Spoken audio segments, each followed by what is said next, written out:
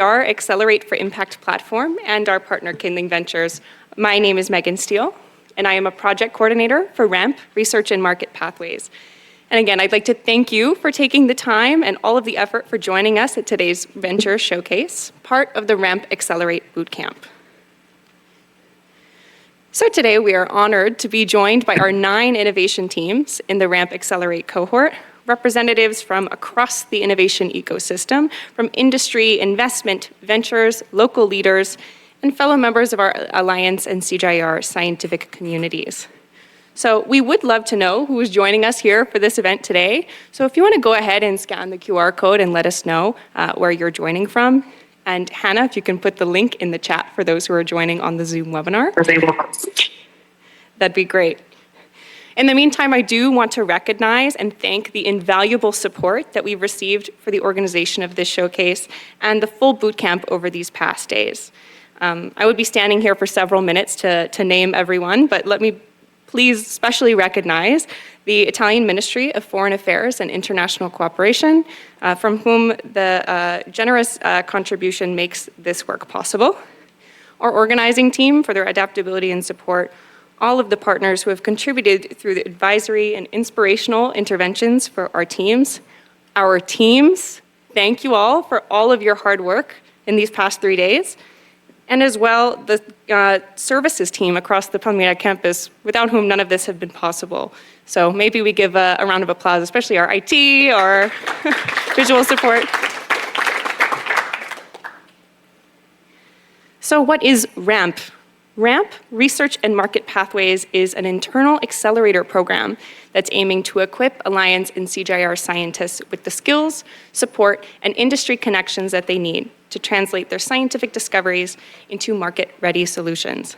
So while this venture showcase is a big highlight, RAMP in full encompasses 2 earlier stages that we actually launched back in October of 2024. We designed RAMP as a continuum to try to introduce concept of market-based valorization to research through the discover and launch phases. And now we are in RAMP-Accelerate to take a cohort of high potential innovations to the next level through an acceleration curriculum, including bespoke training, tailored support from dedicated venture managers, matchmaking with mentors from industry, and more. These innovations are unique, and so too will be their targeted mechanism for impact delivery. Together, these innovations are action planning their own market pathway, which you will hear about today. So the Accelerate stage and RAMP overall has been working closely with partners to ensure that the program can bridge these innovations to real-world opportunities from partners and advisors, and that our work will reflect the reality of this demand from partner and investor interests. We'd like to thank Two Blades, Bayer, Partners in Food Solutions, and Climate Resilient Africa Fund, many other private sector representatives for their contributions to our application priority areas and to our selection process. And that brings us to today. Over the past 3 days, the teams have been very hard at work at the bootcamp to investigate their motivation for valorizing their research, testing and validating their assumptions, and building their action plans for the months to come. So just a little bit of a run of show here. Today's Venture Showcase will feature some words of inspiration and support from key advisors in the RAMP program, including Director Mario Vecchia of the Bogota office for the Italian Agency of Development Cooperation, Neil Gooderson, partner and CTO of Radical Growth, and Marcela Quintero, the Associate Director General of Research Strategy and Innovation for the Alliance. We'll then hear our presentations from the 9 innovation teams who are part of the RAMP-Accelerate cohort. After each of these, we'll have an opportunity for discussion, so don't be shy, share your feedback, your questions, be curious. And we'll close with some words on the next steps, what's to come for these innovations in the next months through December 2025 of their acceleration program. So, how to participate? For the discussion portion of each innovation, we have our experts who have been part of the bootcamp process all along. They're here to jumpstart the discussion. They're not the only ones to ask questions. We encourage fellow cohort members, folks who are guests, people or other members of the Alliance community, be curious, give feedback, and help participate in this journey so we can make sure that we're all co-creating these solutions together and joining them in their acceleration. As we begin today's showcase, I would like to invite Gianpiero Menza, Senior Manager, Partnerships and Innovative Finance from the Alliance, for his words on the program and to introduce our leaders and advisors opening this event. Thank you, Gianpiero. Should I slide something? Good afternoon, everyone. Let me begin by thanking the 9 selected teams that are here today that have been working with us in the last 2 days and a half in this very intense boot camp. So I hope you are enjoying the journey, and of course, I very much hope you remain committed for the next 5.5 months. This is just the beginning. So now, a special thank you also to our partners involved in this initiative, and of course to our donor, the Italian Ministry of Foreign Affairs and International Cooperation, for believing in this vision and supporting its realization. Now, let me tell you why we're here today. So one of the most frequent and urgent questions we heard and hear from colleagues is, how can we continue supporting our beneficiaries once the research grant period ends? These are fair questions, and they reflect a deeper systemic challenge in our sector. For months, we have been asking ourselves, what more can we do to support promising solutions beyond the typical grant life cycle? How can we help them grow and evolve into sustainable models that continue serving their purpose? We live in a world full of science-based solutions, innovation with enormous potential to transform agriculture, improve livelihoods, and build climate resilience. Yet, far too many of these solutions never make it beyond the pilot stage. They remain inaccessible or unsustainable for the majority of value chain actors who need them the most. Why do this happen? The reasons are, of course, complex.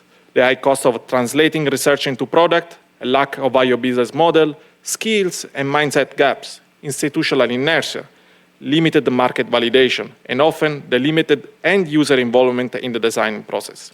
As a result, we continue to see a cycle where innovative products or services survive only through short-term project funding, with no clear pathway to scale or sustainability.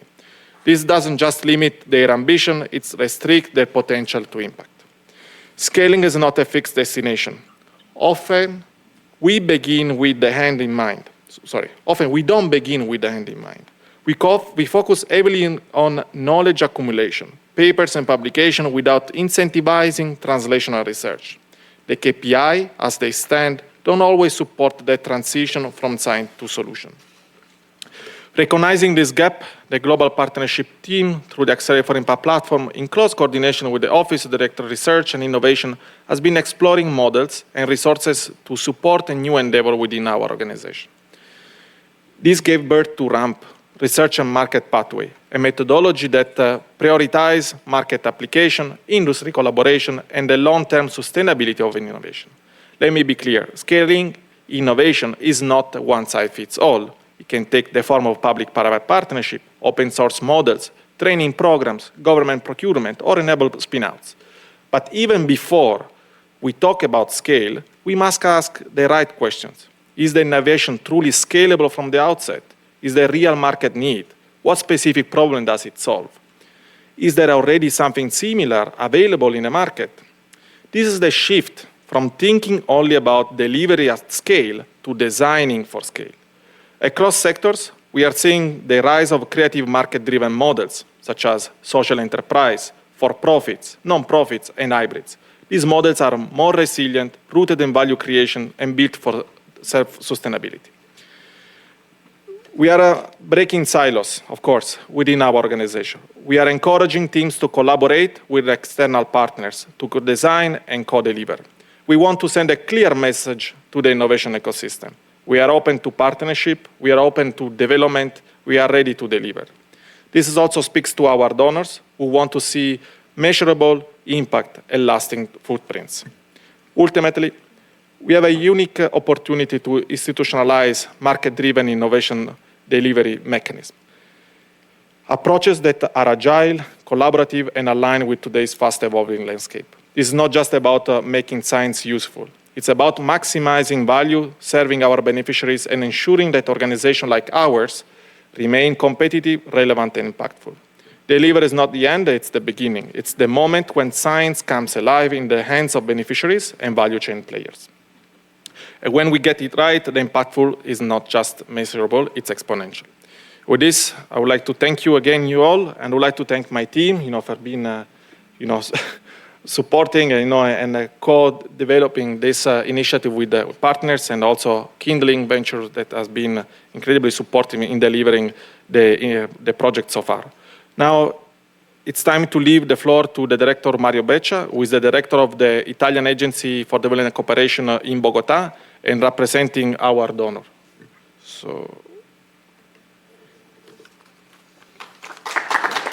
Good afternoon.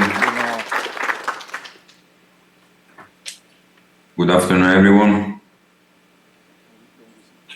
I hope you can hear me. We can hear you, just working on getting the visual set up in IT. Thanks so much. Thank you. Let me know when I can go on.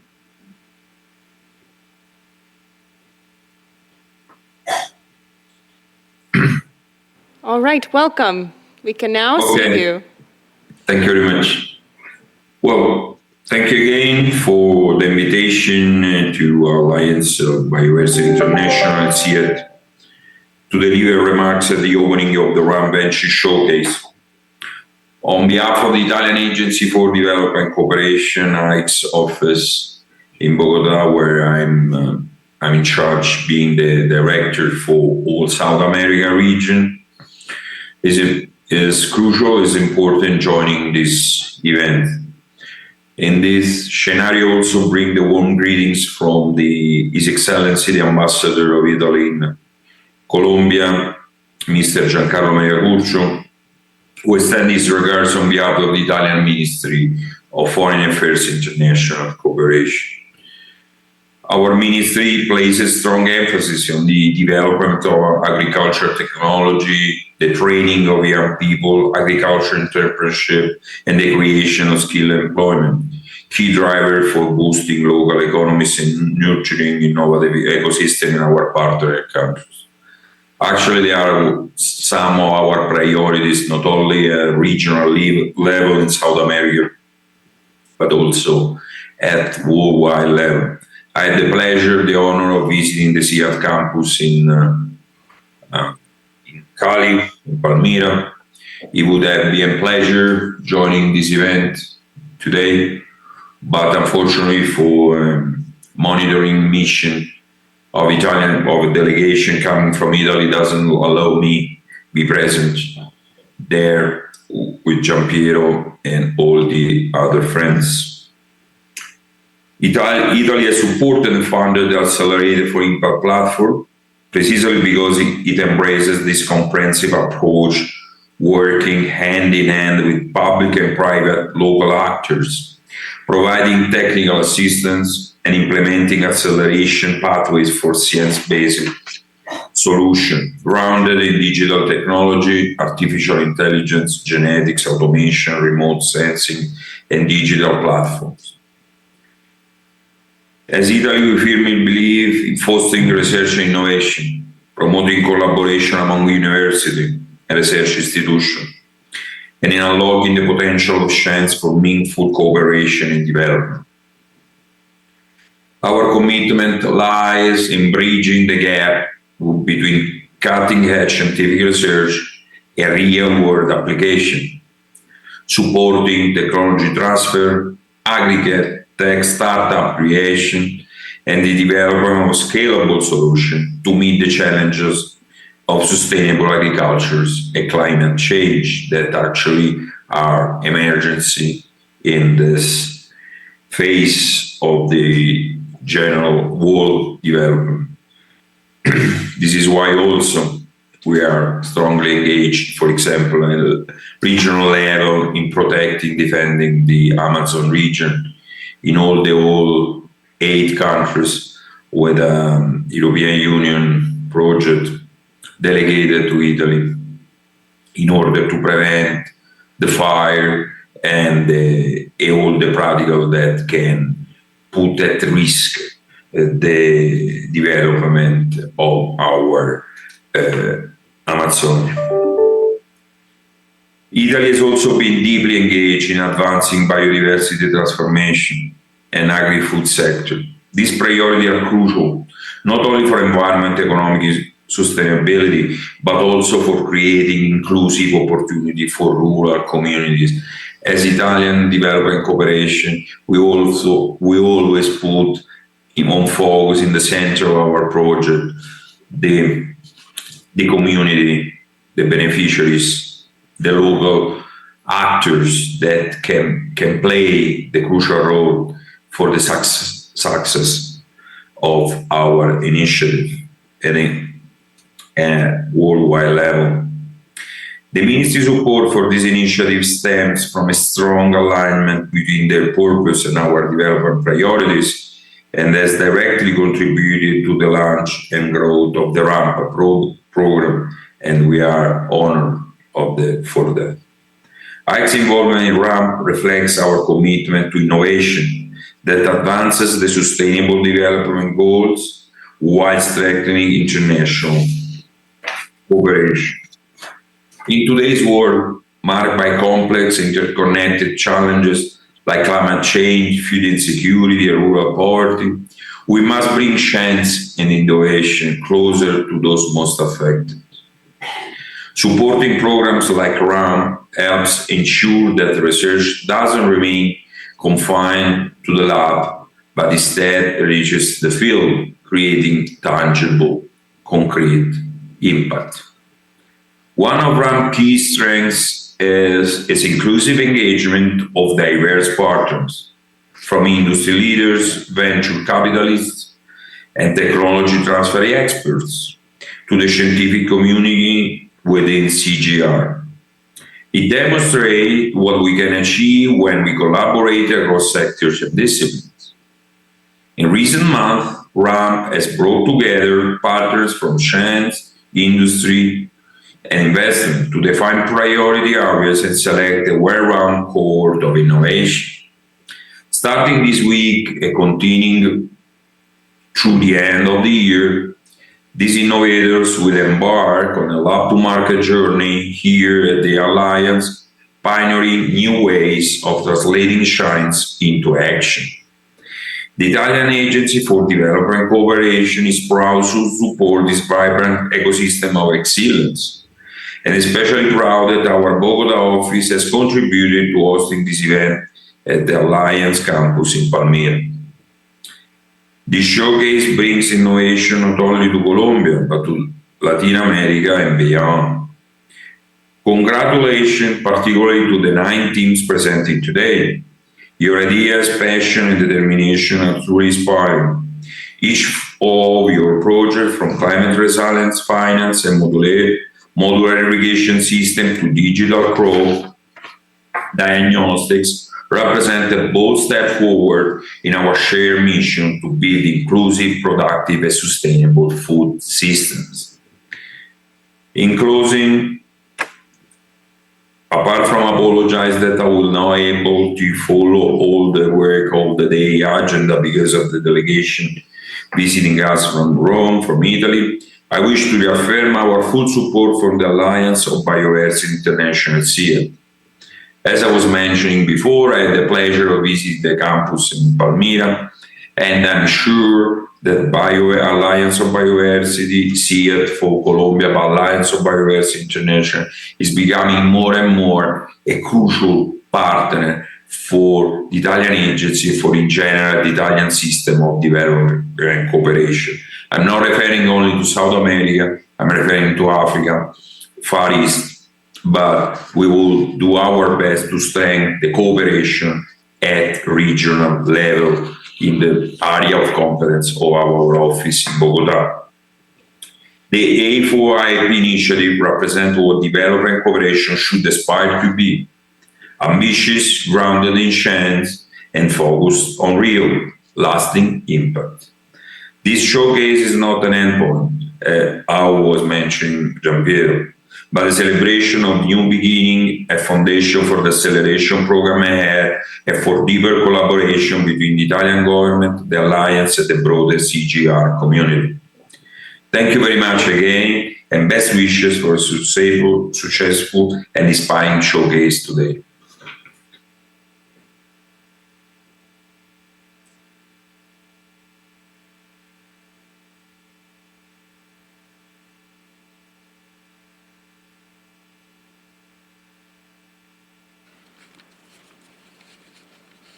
Mario, can you hear me now? No, he doesn't hear me. He left.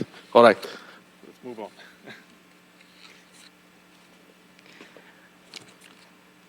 All right, let's see. Okay, so we're going to be using this mic from now on.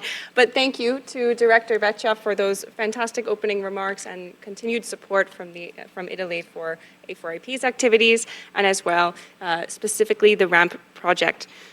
It is my pleasure now to introduce Neil Gutterson. Neil brings decades of experience advancing agricultural technologies from the lab to the field and ultimately to market impact. He is a partner at Radical Growth, a leading agri-food venture capital firm that identifies and supports early-stage companies with transformative potential. Prior to this, he served as Chief Technology Officer at Corteva Agroscience, where he led global R&D to deliver innovative solutions for farmers worldwide. Neil also served as a member of the CGIAR System Board, bringing private sector insight to the global research for development system. Throughout his career, he has championed public-private collaboration and entrepreneurial pathways to scale agricultural innovation. So please join me in welcoming Neil Gutterson for an exciting presentation on bridging the gap between technology and market. Welcome, Neil. Okay, thanks, Megan. Can you hear me? Yes, we can. Super. All right, and thanks for those kind words and introduction, and it's indeed a pleasure to be here. I'm going to just spend a few minutes offering some perspectives as an entrepreneur and as an investor, and hopefully a few slides can be shared in the room and the screen, if that's possible. But let me just start by saying that the theme that Megan mentioned of bridging the gap between technology and the market is a great topic for the day and a great theme. It's not easy to develop technology we think will solve market problems. And it's perhaps even harder to understand the real issues in the market, the pain points experienced by the target customers we have in mind. And that gap then must be bridged from technology looking forward to the market, but also from the market looking back to the technology, looking back. And in many ways, that's the hardest part of the journey, because many of you are scientists. You start thinking about the science and how it might influence the world. But really, starting with the market is the key thing. And so fundamentally, the gap is bridged between technology and the market by people, by entrepreneurs, with the many skills required of entrepreneurship.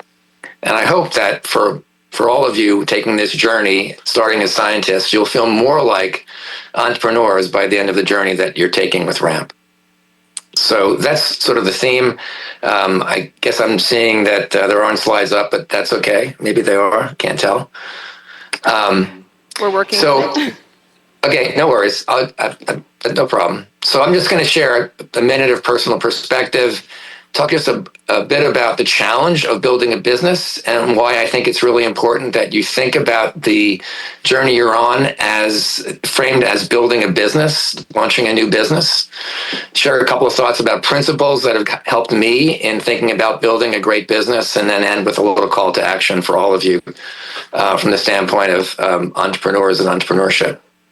So, as Megan said, I've spent some 40 years now in and around ag tech, and I started my career in 1983 at a startup at the beginning of the sort of biotech revolution. I do see slides now.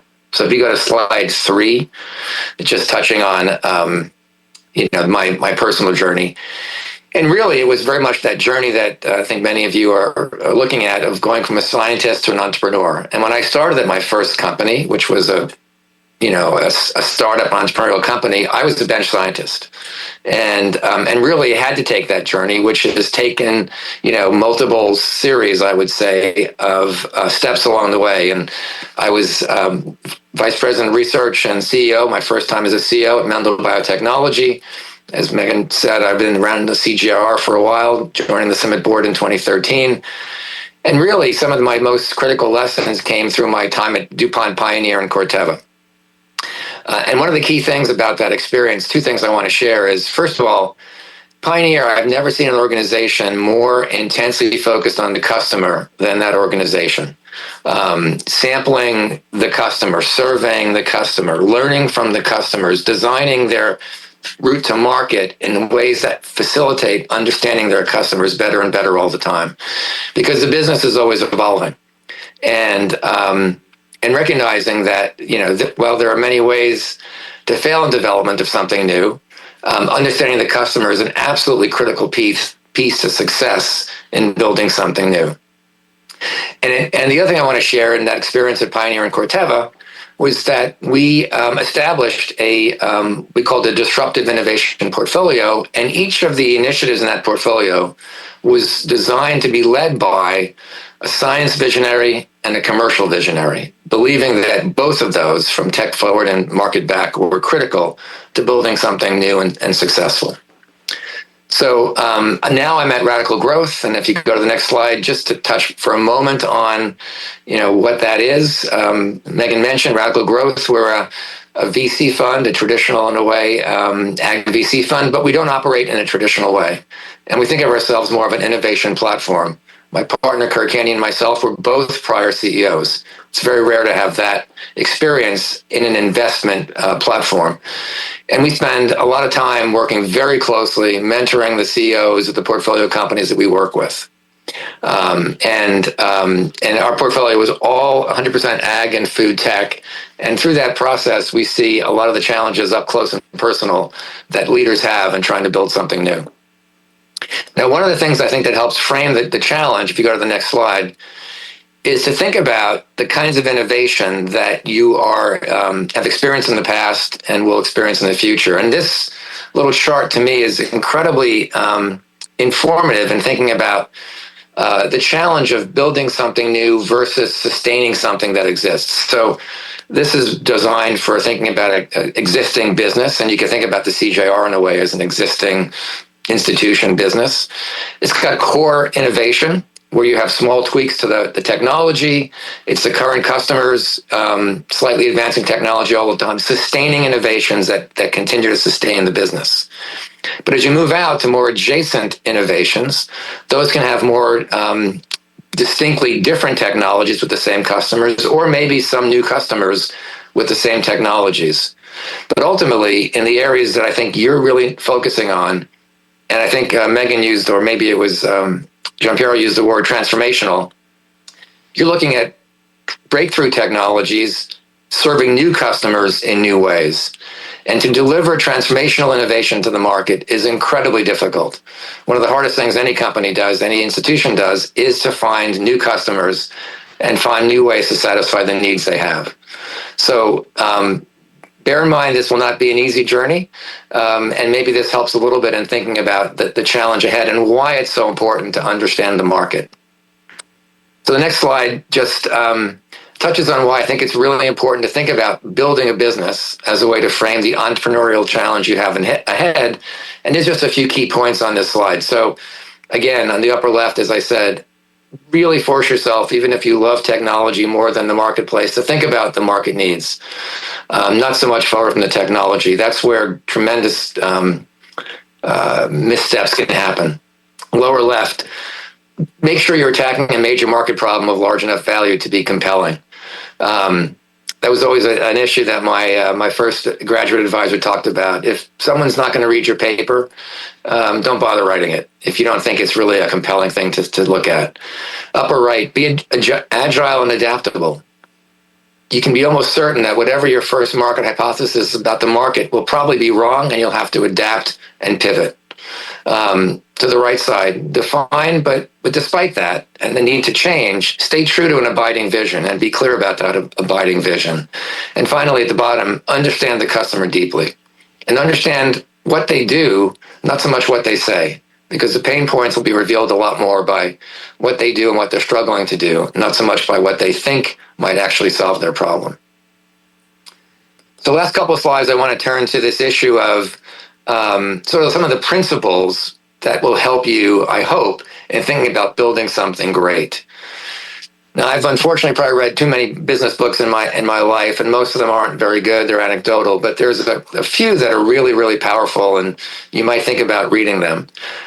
One of them, and this comes from that book, Jim Collins wrote a book called Good to Great, and another book, Built to Last, that really framed the issues about building a business and making it a great business, and that are fundamental to the challenges that you have ahead. And Jim Collins was a Stanford Business School faculty member at the time. These books were published roughly 25 years ago. And these pieces, level 5 leadership, humility, but deep resolve and commitment, getting the right people on the bus, confront the challenges you have in an honest and disciplined way, something he calls a hedgehog concept. And I'll show this in another way in the next slide, but that's about have the one thing that you really want to do that you believe you can be the best at, and focus on that, and don't be distracted by a lot of things you could do. Focus on what you can really make a difference with. Be disciplined and look for the technology that accelerates your business and your initiative. Now, the next slide is just phrasing these in a different way, which I just wanted to share. Again, humble, determined leaders. Get the right people on the bus. So I think your pairs of leaders for each of your initiatives. Think about the rest of the people. Make sure they're fit for purpose. Understand the challenge. Examine the emerging market trends. Understand the customer value. Again, this hedgehog concept, I think, is incredibly important. Early stage companies often try to do too many things and are not focused enough. Find that one thing that you can really make a difference with, and then focus all your resources on that, etc. And build something. Think about, again, this as building something. So finally, with those things in mind, just a call to action for all of you. Be prepared to get outside your comfort zone as a scientist.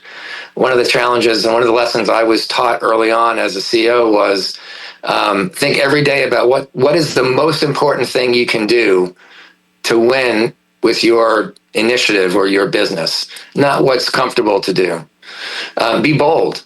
Don't settle along the way. Focus on the market and find ways to run experiments as quickly as possible, because you're going to have to iterate. Set a really challenging aspiration for your team and a challenging strategy to deliver that aspiration.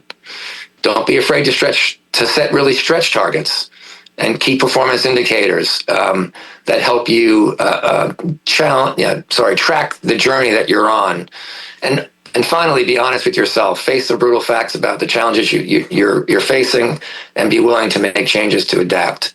And finally, my email's on the lower right, and I'd love to hear from any of you in the challenge if there's questions that came up for anything I said. And good luck today, and I look forward to hearing some of your presentations. So, Megan, with that, back to you. Thank you so much, Neil. Thank you, Neil, for that really great intervention. I think it mirrors a lot of the learnings and the discussions that we've been having with the innovation cohort over these times. Does anyone have any burning questions they want to get into? I think it serves as inspiration for the presentations to come. All right, Romano. Hello, Neil. Very nice to Hi. see you. So, you mentioned a masterpiece of the management publication, so From Good to Great. May I ask you, why do you think, as advisor of this program, that RAMP is a critical step in making such an organization, the Alliance, even greater? That's a great point. As Megan said, I've been around the CG for a while now, and I firmly believe that there are changes that the agricultural systems around the world require that aren't just delivered in more routine ways, that truly require major transformation, and they need to be funded in different ways. They're not just science enterprises as well, Romano. These are challenges that require scientists, but also visionaries who have other skills. And I think the lessons of Good to Great are relevant to, I think, every institution, relevant to the Alliance, of how you can continue to evolve new business models, even for the Alliance. And this is part of that, right? Personally, the challenges with digital tools and new ways of serving the smallholder farmers that you serve and we serve around the world. That requires a way of thinking that's not just a science way of thinking. So I think, you've got to build something. You're thinking about building something. These initiatives are all about building something new to serve smallholder farmers. And the lessons of that book and very relevant to CIAT and all these initiatives in my mind. Thank you so much, Neil. All right, well, speaking of that and the progress of the Alliance, I would like to take this opportunity to thank you, Neil, and another round of applause, please. And I'd like to introduce our next speaker, which is the Alliance's Associate Director General for Research, Strategy and Innovation, Marcela Quintero. And we'd like to thank Marcela, who's been a cornerstone of our advisory committee for the full RAMP project. The support of your directorate and the entire Alliance senior management team has made it possible for these teams to pursue these novel pathways with support. So I'll hand the word now to Marcela. Please join me in welcoming her.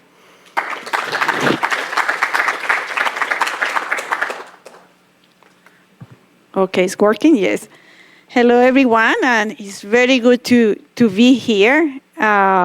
As we say today, I think it has been a long journey for the 9 innovators that we are going to listen at today, but also is the start of a journey for the Alliance of starting exploring other ways of delivering impact with our research. And thank you, Neil, also for your key insights. I think are very, very timely, especially in this moment in the world where the traditional funding for science is changing. And there is a lot of uncertainty, but at the same time, a lot of need for science-based innovations to serve the agricultural sector, but also the food sector overall. So for us, and for me, I'm very proud of people in the Alliance that believe in this new idea on how to create new business model for the Alliance, how to create new impact delivery mechanisms for our research. And with this, I also want to thank Giampiero and his team and Megan, who was very persistent, say, let's try this pathway. Let's build something that can help us to accelerate scientific innovation for impact from the Alliance, but also by doing this here in the Alliance, we also want to irradiate this to the overall CGIAR. So that's why we said this is not only for the Alliance, this is for the CGIAR. Of course, we are nurturing this here, but also we want to really imprint this new way of doing research for impact in the overall CGIAR system. So I want to acknowledge that it has been a long journey. This is not starting this week. This started on October 24. We have had 3 phases. The RAMP has 3 phases. One was the discover phase. The other one was the launch phase. And now we are in the accelerate phase. And if you see, it has been very well prepared. Like first, making introductory sessions, what it means having scientific entrepreneurship, what it means for our scientists, what it means for our scientists to get out of the comfort zone that Neil was talking about, and then trying to think who needs that research, how we can change what we are doing to serve the needs of our customers. The second one was the launch phase. We have 54 participants from 8 centers of the CGIAR, where we also explore early stage business models. And now in the current accelerate phase, we evaluated 36 applications. And then from there, we selected the 9 ones that you are going to listen today. And here, I want also to highlight the key role that our selection committee has had. Our selection committee is constituted not necessarily by scientists, it's from leaders from industry who has also a lot of experience spotting innovations that are desired by the market. So we have members from Bayer, from Climate Resilient Africa Fund, from Partners in Food Solutions, and from Two Blades. And thank you for them because they are helping us to select what are those innovations that probably have most appetite in the market. Those are, as you will see in the brochure, are related with some priority topics that we have selected for this round. Those has to be with digital data and decision-making, crop protection and improvement, midstream technologies, and capacity building services. So thank you for the committee for helping us to also keep these priorities in the moment of selecting the innovation ideas. The second thing is that also I feel very proud of having this bootcamp and this venture showcase today here in this campus. This campus has been operating for more than 55 years. And we have been all this year always innovating, always advancing science in agriculture and food systems. And I think it's also the moment where these research campus that are international campus that produce science for the world also become innovation hubs. So having this venture showcase is also very significant from that perspective as well, at least for myself and also for all my colleagues and researchers that are here today. Second thing, I want to contribute the Italian Ministry of Foreign Affairs and International Cooperation because they made RAMP possible. We always said in the Alliance how we advance innovation, how we put science into use, how we connect the science to market, but without the generous contribution of Italy, this could not be made possible. So thank you for believing in this new model of linking innovation, science, and market. Now, I think I also want to congratulate the 9 teams that have been in the bootcamp this week here, because you already have reached this point after the journey that was started on October 24. I was listening, what were the main principles, what were the main things that you learned during the bootcamp? And then I heard 3 things. 1, team is everything. You cannot do everything alone. And when it's about scientific entrepreneurship, you need to select well your team, who you need from the market, from science, and from other sectors to make those breakthroughs. The second one is focus on the problem. I think, Neil, what you said is very true. Sometimes the scientists, we feel very comfortable doing the research that we have been doing for many years because you get comfortable with the topic that you know the best, right? But when you focus on the problem, sometimes you need to get out of that and start working with others and probably exploring the topics or other topics in another way. So focus on the problem was the second thing I heard was discussed a lot in the bootcamp. And the third one was build in public. So we don't need to have something that is perfect and is already a solution for the world. Build with the public, listen and co-create with those that need those solutions and that are outside, that are confronting the problem, that are confronting the needs, and be part of an iterative process until we fine-tune those innovations. So with this, I invite also all our inviters today to provide constructive feedback to the 9 teams that are going to present their innovations. Also ask provoking questions. We need to get out of the comfort zone and help us to push them further up in the ramp for impact. So with the 9 innovations presenting today, as I said, is just a first step that we want to give in the Alliance into a culture of innovation, scientific innovation, into use, and on thinking in a different way, especially on how to be entrepreneur when we do science.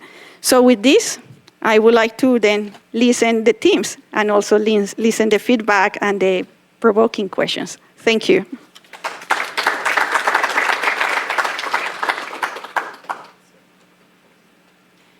Thank you so much, Marcela, for these great words of support. So without further ado, let us welcome our first presenters. We have Artemis. So as a quick reminder to the cohort, we have about 7 minutes of presentation. We'll move on for some discussion time. Yeah, I'll be strict if we start getting over the time limit. So keep an eye on me and take it away. Like this here. And you can speak at the podium or you can use these if you want to move around. Okay, thank you. Does this work? Or do I need to use this one? This one? Huh? This one. Okay, I'll use this one. Thank you so much for the opportunity to speak here. My name is Leonard Woltering, and I'm here with my colleague Hanna Gachlazova.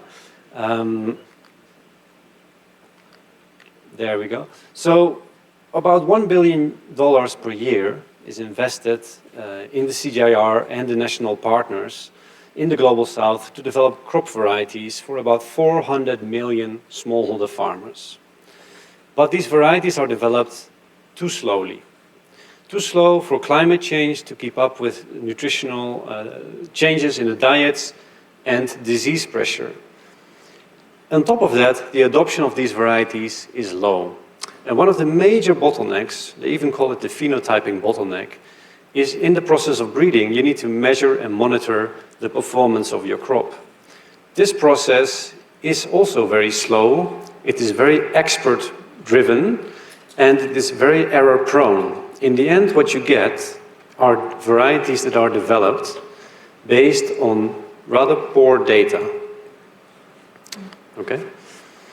We are leveraging AI to develop cutting-edge technologies that enable reliable and efficient data collection by anyone, anywhere in the Global South.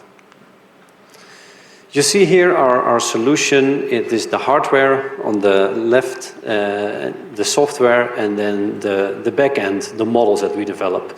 We develop models by taking pictures of the plants of our interest, the CGIAR mandate crops, for example, that the presentation just disappeared, but okay.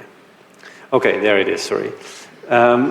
Where we develop the models together with the partners that we work with. Here you then see the application that we use that you can allows you to collect the data. Instead of counting the flowers or the pods on every plant, you can pass by with the phone, and the phone calculates or counts more accurately than what a human can do. So we see an increase in accuracy of double, but also in terms of efficiency. Because of this push cart, you can drive through the field much more quickly. If you then have double the efficiency and double the accuracy, you can create better varieties. We model that you can have 5% increase in yield, and because you get the varieties earlier in the market, you get a value addition of about $1 million for a breeding program. What is unique about our solution? It is developed in the Global South. We are based in Arusha, in Tanzania. We're working with partners from the Global South. And what I showed you about the images, what we use for the machine learning, this is basically a treasure trove that we're developing for the CGIAR and the Alliance, because nobody has pictures of these crops at this quantity but us.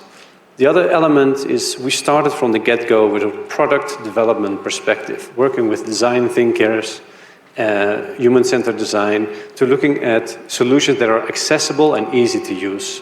This enables us to have a clear focus on the scalability.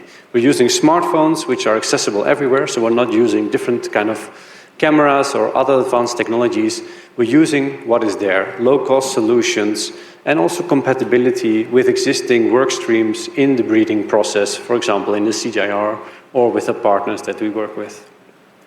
Another important element is that we're not just developing an innovation, we're actually enabling others to innovate along with us. So we're developing with partners a breeder sandbox that allows other people to use and adapt the models that we make available. I think the other element is that we are enabling not only to do this on station, on the research station, but also collect data from on-farm, which opens up many different opportunities that also allow us to go well beyond the breeding case. I now hand over to Hanna. Yeah, just left and right, yeah. The other way, yeah. Okay. Our business model. Our immediate market that we would like to focus on first is serving the public good through CGIAR and the NARS, the National Agricultural Research Networks in the Global South. There is $250 million invested per year in phenotyping. We believe we can tap into this market by proposing solutions through a licensing deal to CGIAR as an entity, and also to offer a freemium model to the NARS partners where we offer some free features, but we also then provide other features through a paywall, behind a paywall. We would like to also explore the business models for other customers. This is something that we are working on right now. An example is, what about crowdsourced data selection? How can we monetize that and valorize that? Up until today, we have already started a pilot program with the breeding program in Uganda through the Alliance. We are also co-developing the technology already from the beginning with multiple CG centers. Having them involved throughout the process increases our adoption chances. We are working with the top tech partners in the industry, such as Google Research, which is the cradle of ChatGPT. The experts in machine learning are helping us to crack this difficult problem of how to phenotype any crop in the Global South. And we are also thinking about how can we take this project outside of the project phase into a business, a spin-off, for example. So what are the key assumptions that we need to test? As Neil mentioned in his presentation, first we want to validate, is there a business case for us with the CGIAR and NARS in the breeding? After that, we want to see, are there any other customers that would be interested in our technology beyond CGIAR, but still in the breeding sector? Afterwards, we want to see, is there a market for our technology outside of the breeding, but staying within the agriculture sector? Is there a problem that we can solve? And lastly, what about using our technology for democratizing crowdsourcing data from anywhere in Africa and the Global South? So what are our next steps, our roadmap within the accelerator? First, we want to focus on the market validation, speaking to all the stakeholders and seizing the market and seeing if there's a potential for us. We want to develop a business plan. How much do we need to charge for our services, for our technology? We want to pilot with early adopters. I mentioned Uganda. In the pipeline, we also have Kenya and Cote d'Ivoire that are already going to be working with us in the next 6 months. And we want to explore what is the legal and regulatory framework that is necessary for us to spin out of the alliance and out of the space where we are right now. What sets us really apart is our multidisciplinary team. We are developing for Global South in Global South. We have experts in product development, in machine learning, in field operations, and in research and in scalability.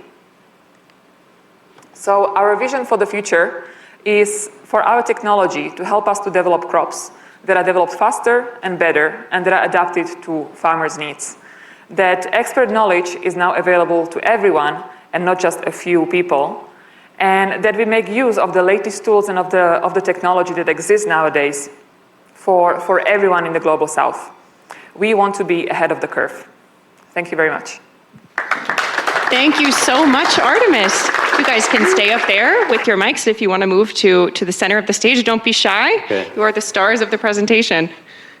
Okay, so I'll hand it to our Q&A. Who can get us jump-started here?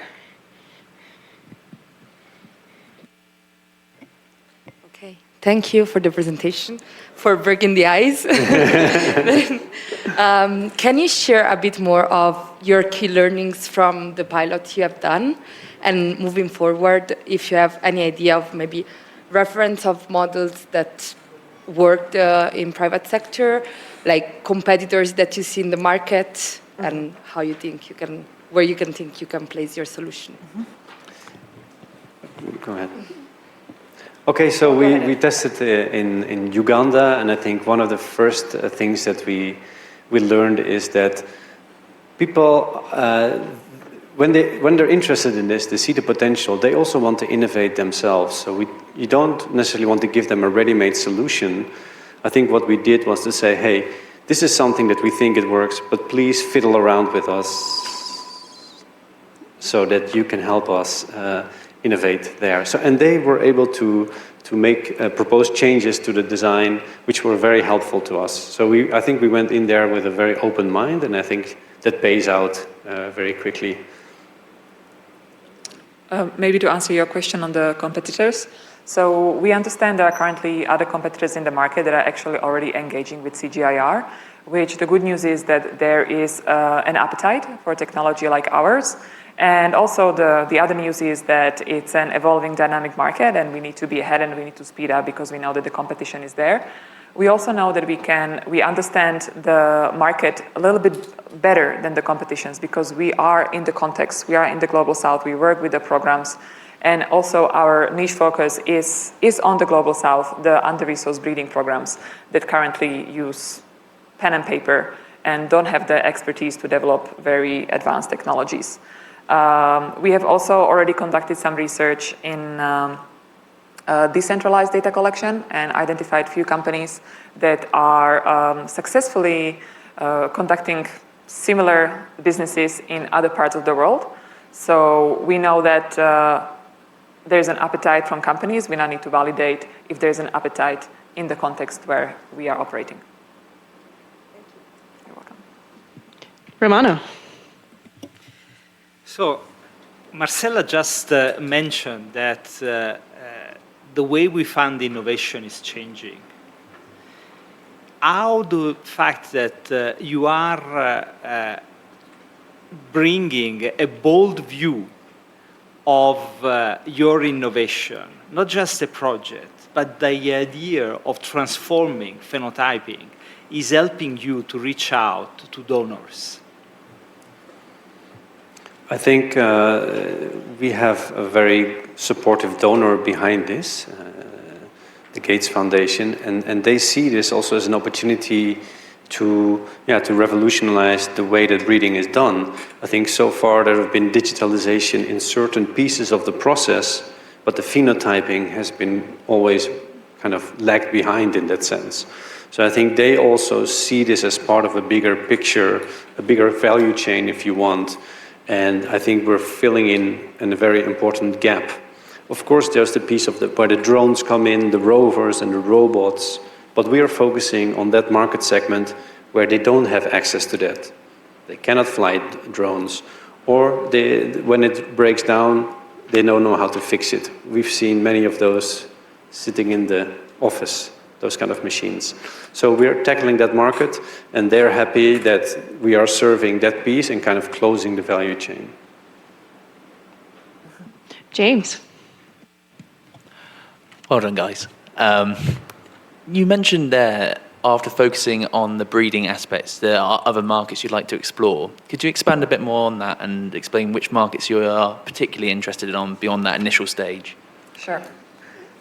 So beyond the initial stage of CGIAR and the NARS networks, we see potential with gene banks. Gene banks conduct a lot of phenotyping on their premises to assess the viability of the seeds. Other potential customer is certification bodies that are involved in the process of taking seeds into the markets. It's the last step before the seeds are introduced into the market, where they need to confirm the breeding findings. Seed companies, seed multipliers, fertilizing companies, and agrochemicals that want to test their markets and want to see how their products are performing in different environments. So we believe we can add value there too. Maybe to add to that, I think in the agronomy space, there's also a lot of potential because you're basically able to take images that collect quantitative data that tell you maybe how sick a plant is, that can then inform you, okay, maybe I need to send a spraying unit there, or I can estimate the yield is going to be super big this year, so I'm sending 7 trucks instead of 3 trucks this year to that particular area. People take a picture, so you can also then see on the dashboard, okay, what actually are they taking? So it's a system which also builds trust from the get-go through that. So definitely, I think in the agronomy space, then you can think about insurance, crop insurance. So I think you can go wild with it. I see Fidel has a question in. Thank you. It's very impressive what you're doing. I'm thinking about the core component of the mobile phones usage and the social components out of it. So first of all, I'm assuming that all smartphones can use this technology, right? That's an assumption that I have that you can validate or not. But then also, how are you addressing the access to mobile phones and the access and benefits from different social groups, say gender, youth, age classes? so they'll have the same opportunity to use it or to engage with the democratization of the use of the app. Yeah. So at the moment, our product development team is looking at the diversity of phones that you can use. At the moment, there is basically it's Android-based. iPhone is not working at the moment. So it's not like yet for everywhere and anywhere. That's not the case at the moment. This is also not necessarily a solution at the moment for a farmer. This is for a research station, technicians that are there that have access to the phones. Some of them have maybe access to a tablet or other technology. So yeah, I think this is not yet, what we're doing now is not yet for the woman farmer somewhere in the highlands of Tanzania or something. It's really for that research technician segment. I see Jean-Pierre. I would like to, if I can add. In our research track of the product development, where we are testing the technology if it can work in this decentralized way, we are exploring an innovative way of how to collect data in such way. We know that, especially for example, in the African context, traversing big distances, geographical distances, are a big problem towards decentralized data collection. And we are finding out that there's a lot of value in developing digital onboarding materials that are very easy for people to understand in order for them to take high quality images. So we are working on this as one of the potential products that we can also potentially valorize, because we see the need for many companies and organizations to be able to collect data cheaply from many places in where they operate. And what plays into our cards is the fact that Africa has a very huge, and developing countries have a very important youth population that are savvy, that are digitally ready, they know how to operate smartphones, and they want to earn money. And that is what motivates them to collect the data well, so they can actually advance within their lives. So gender, youth, the social classes, these are all the aspects that we take into account when we are selecting this youth cohort for the decentralized data collection.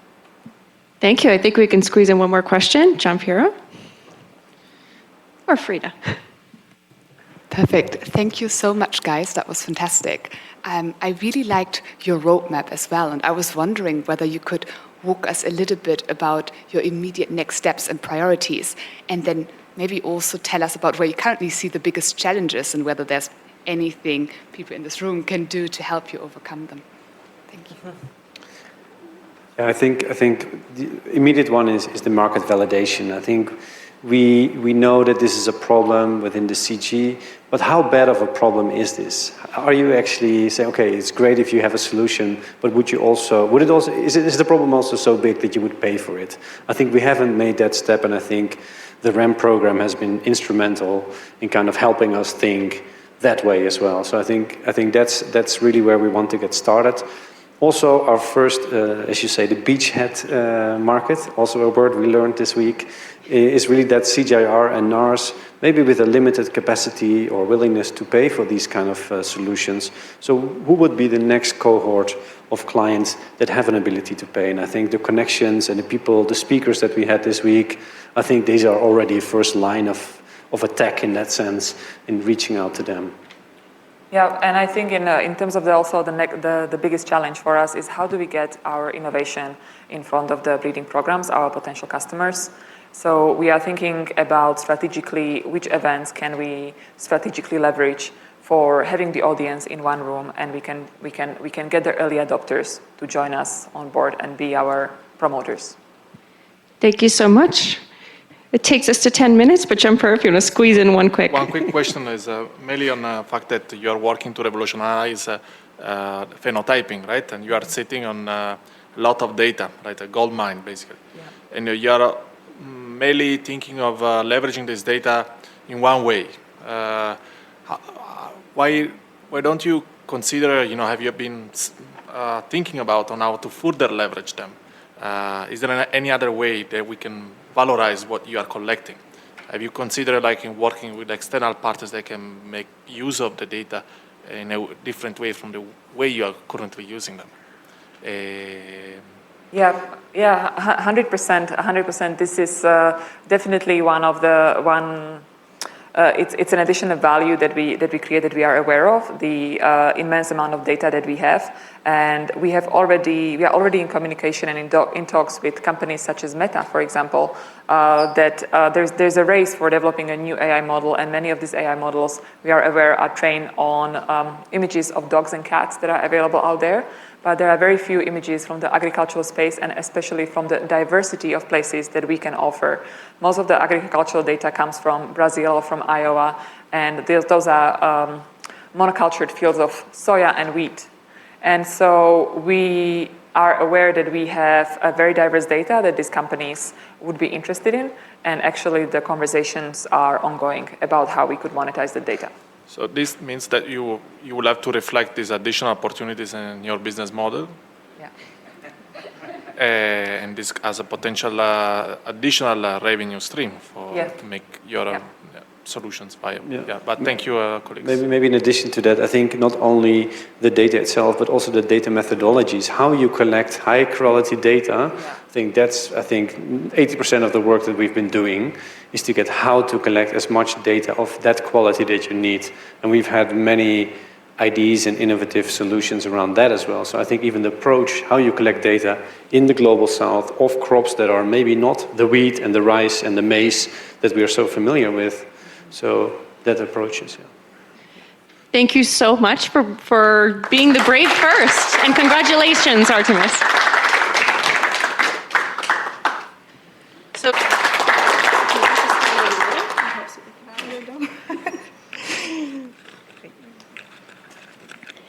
hello, everyone.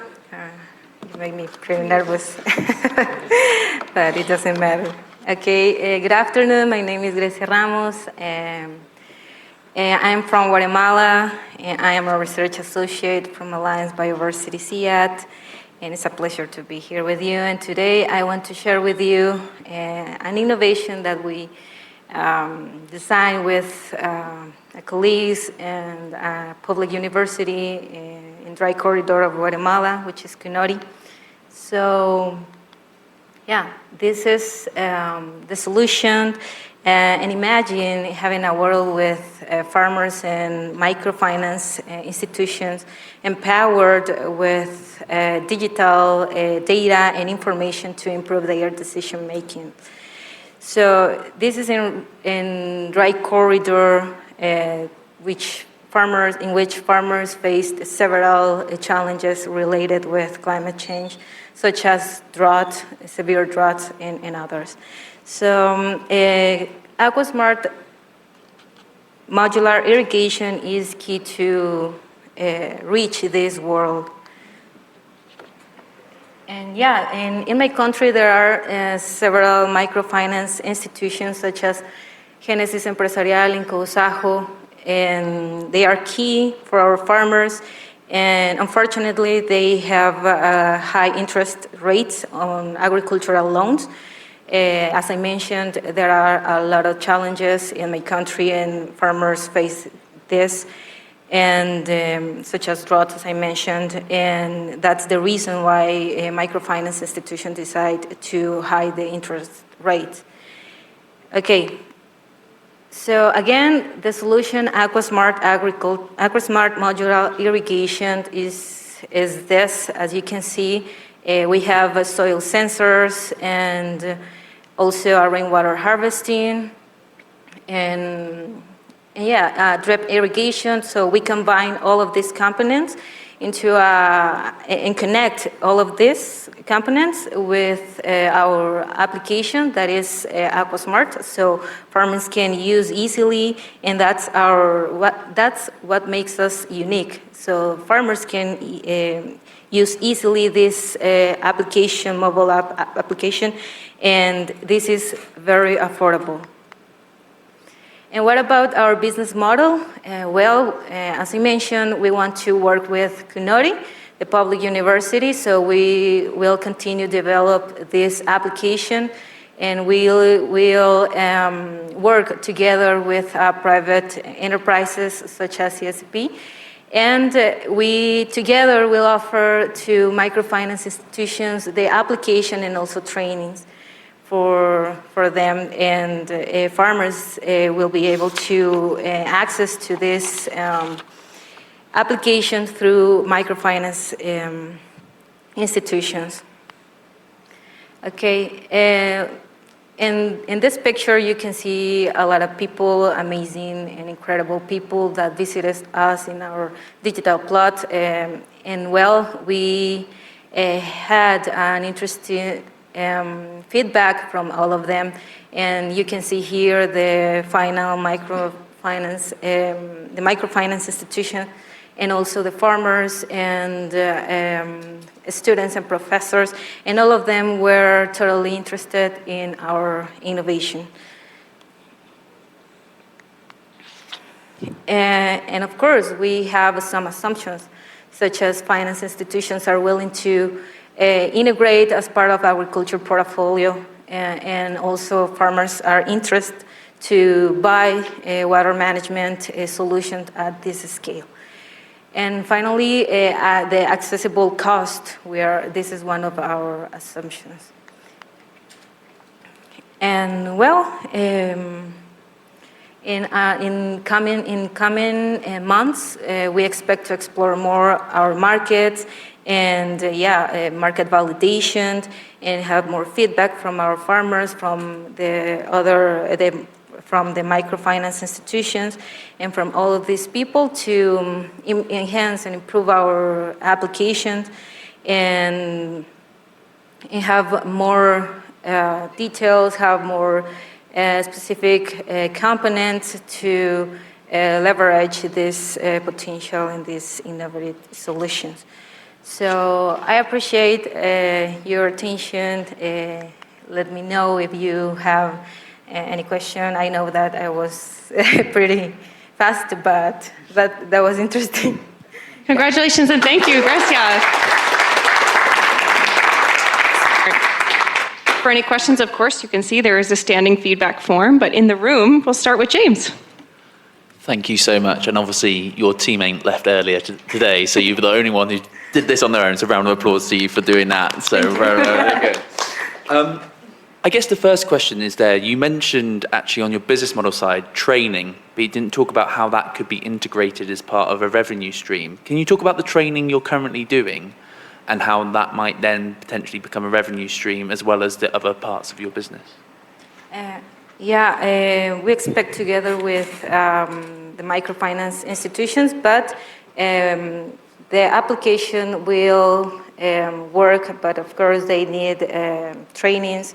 So we will support them to access to and how to interpret or manage the climate information from this application, or from this app. So we, to be honest, we are not totally sure how to sell this in the market, but that's an interesting point to work on. But I think that training is totally important for our customers and for farmers, because we don't know if they manage or this information, and how this information can improve their harvest and etc. Frida. Thank you so much for the presentation. And I really enjoyed the graphics and kind of visualizing it. I know we saw some elements in person here during the bootcamp, but seeing it there illustrated was really, really good to see.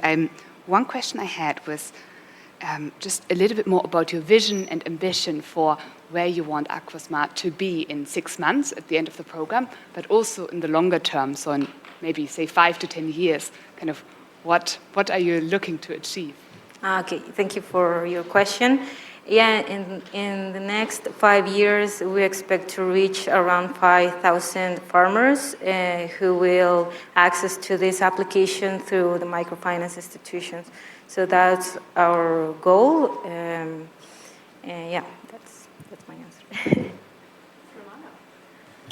Romano. So, really congratulations. I mean, you delivered a very nice and effective presentation.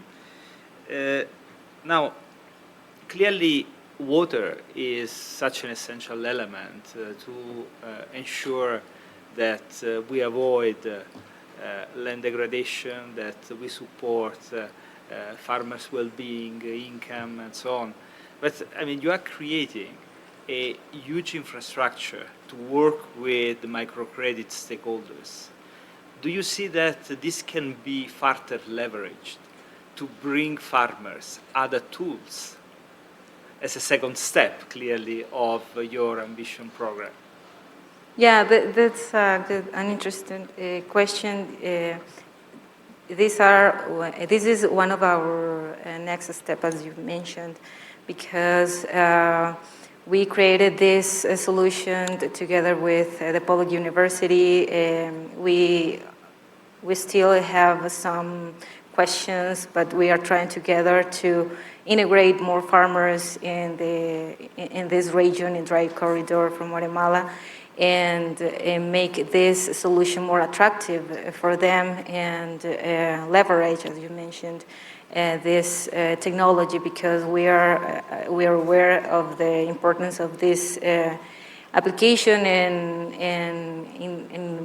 innovation for all of them. And yeah, that's the reason we are here, to get more ideas and improve our market validation, to know more about that. And I expect and I know that we will have more clear all of this in next month. Susanna. Thank you for the presentation, first of all. My question would be if you are already in touch with some microfinance institution, first of all. And second one, if you explored other kind of target customers, maybe, I don't know, large-scale farmers can actually be your target customer instead of passing through a microfinance institution. Okay, yeah. Sorry. We had an experience with microfinances last year, so they visited the place where we had the initial structure. So yeah, that was our first motivation, because they were totally interested in the innovation. But we need to explore more with them and search for more microfinance institutions. In this bootcamp, I learned that we can work together with my colleagues from Guatemala, such as Carlos and Monica, because they already work with some microfinance institutions. So we work together and reach more people, more institutions, more farmers, etc. And your second question was if, today or currently we are focused on small and medium farmers, but we also hope to create a model with more components that could be more attractive for large farmers and other crops, and etc. But currently, we are focused just in farmers and small and medium farmers, and especially women, because this area, unfortunately, is affected for migration effects, and women or get alone in their communities, so they need some solutions to make the most of their areas and their crops, and etc. Well, I'd love to hear those connections between the cohort. That's very exciting. Do we have any questions from our audience, from our fellow cohort members, guests, fellow Alliance scientists? Hello, thank you very much for the invitation. I haven't had the time to introduce myself. I am Ana Maria Castillo from Cali Chamber of Commerce, so I'm based here. And I just was wondering if you are willing to make connections abroad. So for example, in Colombia or other Latin American countries, because I think that we share the same problem as you in Guatemala. Okay, as I mentioned, we have a digital plot in Guatemala, and here in Colombia there is a twin, and we visited yesterday. So yeah, we consider that we can work together, but currently we are focused just in Guatemala, but that's a good point, a good idea to explore more in this beautiful country and with the farmers. But now, according to our goals and other important aspects, we consider that it's important to start in Guatemala, and that's a good suggestion. Thank you. Thank you so much. Any other questions from the audience? Or more from our panel? All right, well, a big thank you to Aquasmart. Thank you, Grecia. Thank you. Thank you.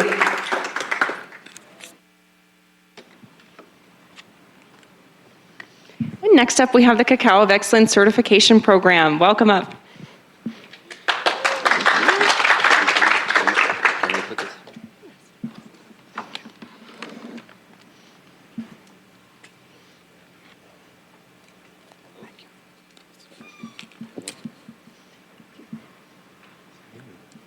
Hello?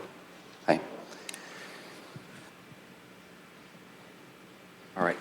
The clicker right here. The clicker. Perfect. Thank you. All right.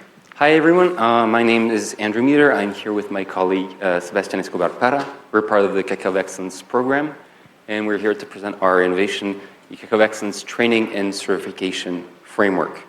So first, I want you to imagine a scenario where we have a cacao producer that's producing exceptional cacao, has its fermentation on point post-harvest in general. They know the quality of their cacao. They could, for instance, send a sample to a local quality assessment laboratory ran by the government and get in return feedback, information on the quality of their cacao, flavor profile, etc. And with this information, they could get in contact with buyers that are not only understand the quality, but are ready to pay a higher price and value the work of the producer. And this trickles down all the way up to us as consumers, as we would be getting better quality, better tasting chocolate. Now, a key issue in the cacao sector that makes such a scenario unlikely is the lack of a common language around cacao quality. And critically, the sector lacks a trustworthy capacity building system to not only provide training on cacao quality assessment, but also validate and recognize, certify acquired skills. Eventually, this impacts everyone, all actors of the value chain, as the lack of capacity to communicate about quality, recognize quality, undermines market opportunities to value it. And so what we propose is to develop a training and certification framework that empowers cacao stakeholders who want to communicate and value quality by reducing uncertainty around skills and processes, and by providing accessible, credible pathways to build and validate expertise. So what's unique, what's special about Martel, first of all, is that it's focusing on cacao first, and not on cacao-derived products, especially chocolate. And this makes it very much more relevant to a wide set of actors, including producers. Another point is that it's scientifically backed. It's backed by the international standards developed by Cacao of Excellence based on rigorous science and methodologies. Yet the key point is that this is being led by Cacao of Excellence with 15 years of activities now, recognized as a global authority on cacao quality assessment. And an important point, being part of the alliance, we are seen in the sector as impartial. We're driven by a public good mission. That being said, how are we going to guarantee the sustainability and the financial sustainability of our model? So what we propose is to develop a series of courses, a syllabus, leading up to a final examination that could get one certified as, for instance, a cacao taster or lab personnel. And any actor within the cacao sector could be interested in some of these products, going from different courses all the way to certification. If we take an example of a farmer, could be very well interested in simply having course A to fundamentally understand the quality of their own cacao, speak the same language as the sector. Some producers might want to go all the way up to certification, Yet perhaps certification, especially as cacao sensory evaluator, might be especially interesting and valuable to actors such as specialty traders who are sourcing cacao from everywhere in the world and are tasting many different flavor profiles. So, in fact, this business model is actually partially being put in place, as we have already developed and have piloted some training and courses. And I'll let my colleague Sebastian explain more. Thanks, Andrew. Well, what has been happening in Rome? We have received 40 trainees, different backgrounds, cacao farmers, researchers, lab technicians. They come from different countries, more or less 20, from Central America, South America, Asia, Africa, and even Europe. For 3 weeks, they have been implementing the Cacao of Excellence guidelines for processing and quality assessment. Another good example is the interest from the large chocolate companies. We have worked with Casalucer in Colombia, Barry Callebaut from Belgium. What they want to implement the guidelines of Cacao of Excellence because they want to talk in the same language that all the world is talking about with the use of our guidelines. So we train the panels, 11 people from Barry Callebaut, 10 people from Casalucer in quality assessment. And it was an interesting pilot because we charged them over $1,000 per participant. Another quite interesting example is working with national institutions. They want to be aligned with the Cacao of Excellence guidelines. For example, in Colombia, Federación Nacional de Cacaoteros. In Ghana, CRIC. All of them grouped all the cacao farmers for each country, meaning this will trigger good results, scalability. On the other hand, we have USDA, GIZ. On behalf of their governments, in this case, Colombia, they hire Cacao of Excellence to train their people. In this case, actors for all the value chain, farmers, leaders of cooperatives, universities, national institutions, and chocolatiers. What's next? So, as we need to continue building the certification system, through the next 6 months with RAMP, we need to put in place the market validation. Working with the different actors of the value chain, meaning farmers, traders, manufacturers, knowing their expectations. How much are they willing to pay to be certified, for example? What other needs they would like to put in place in our syllabus, as Andrew was explained. But we are putting special attention to the governments and national bodies because we know that is the driver to escalate our system. So imagine them running the Cacao of Excellence standards locally with all the value chain. So our key assumptions are that users are ready to engage in lengthy process for certification. As well, scalability and accessibility will be facilitated by satellite training centers. So why us? Cacao of Excellence is the worldwide entity that has set the guidelines for processing and quality assessment. Then, why now? Well, because fortunately, now the financial system of cacao is healthy. Now, high rocket prices of cacao beans are releasing money enough to invest in quality and build resilience that is really, really key in face of uncertainty. So, let's put in place the certification system of Cacao of Excellence. Thanks. Thank you so much. All right, let's go to questions. Who's first? James. Well done, guys. That was excellent. You mentioned there that you're going to target governments, which I can understand from a kind of access point is a really interesting strategy.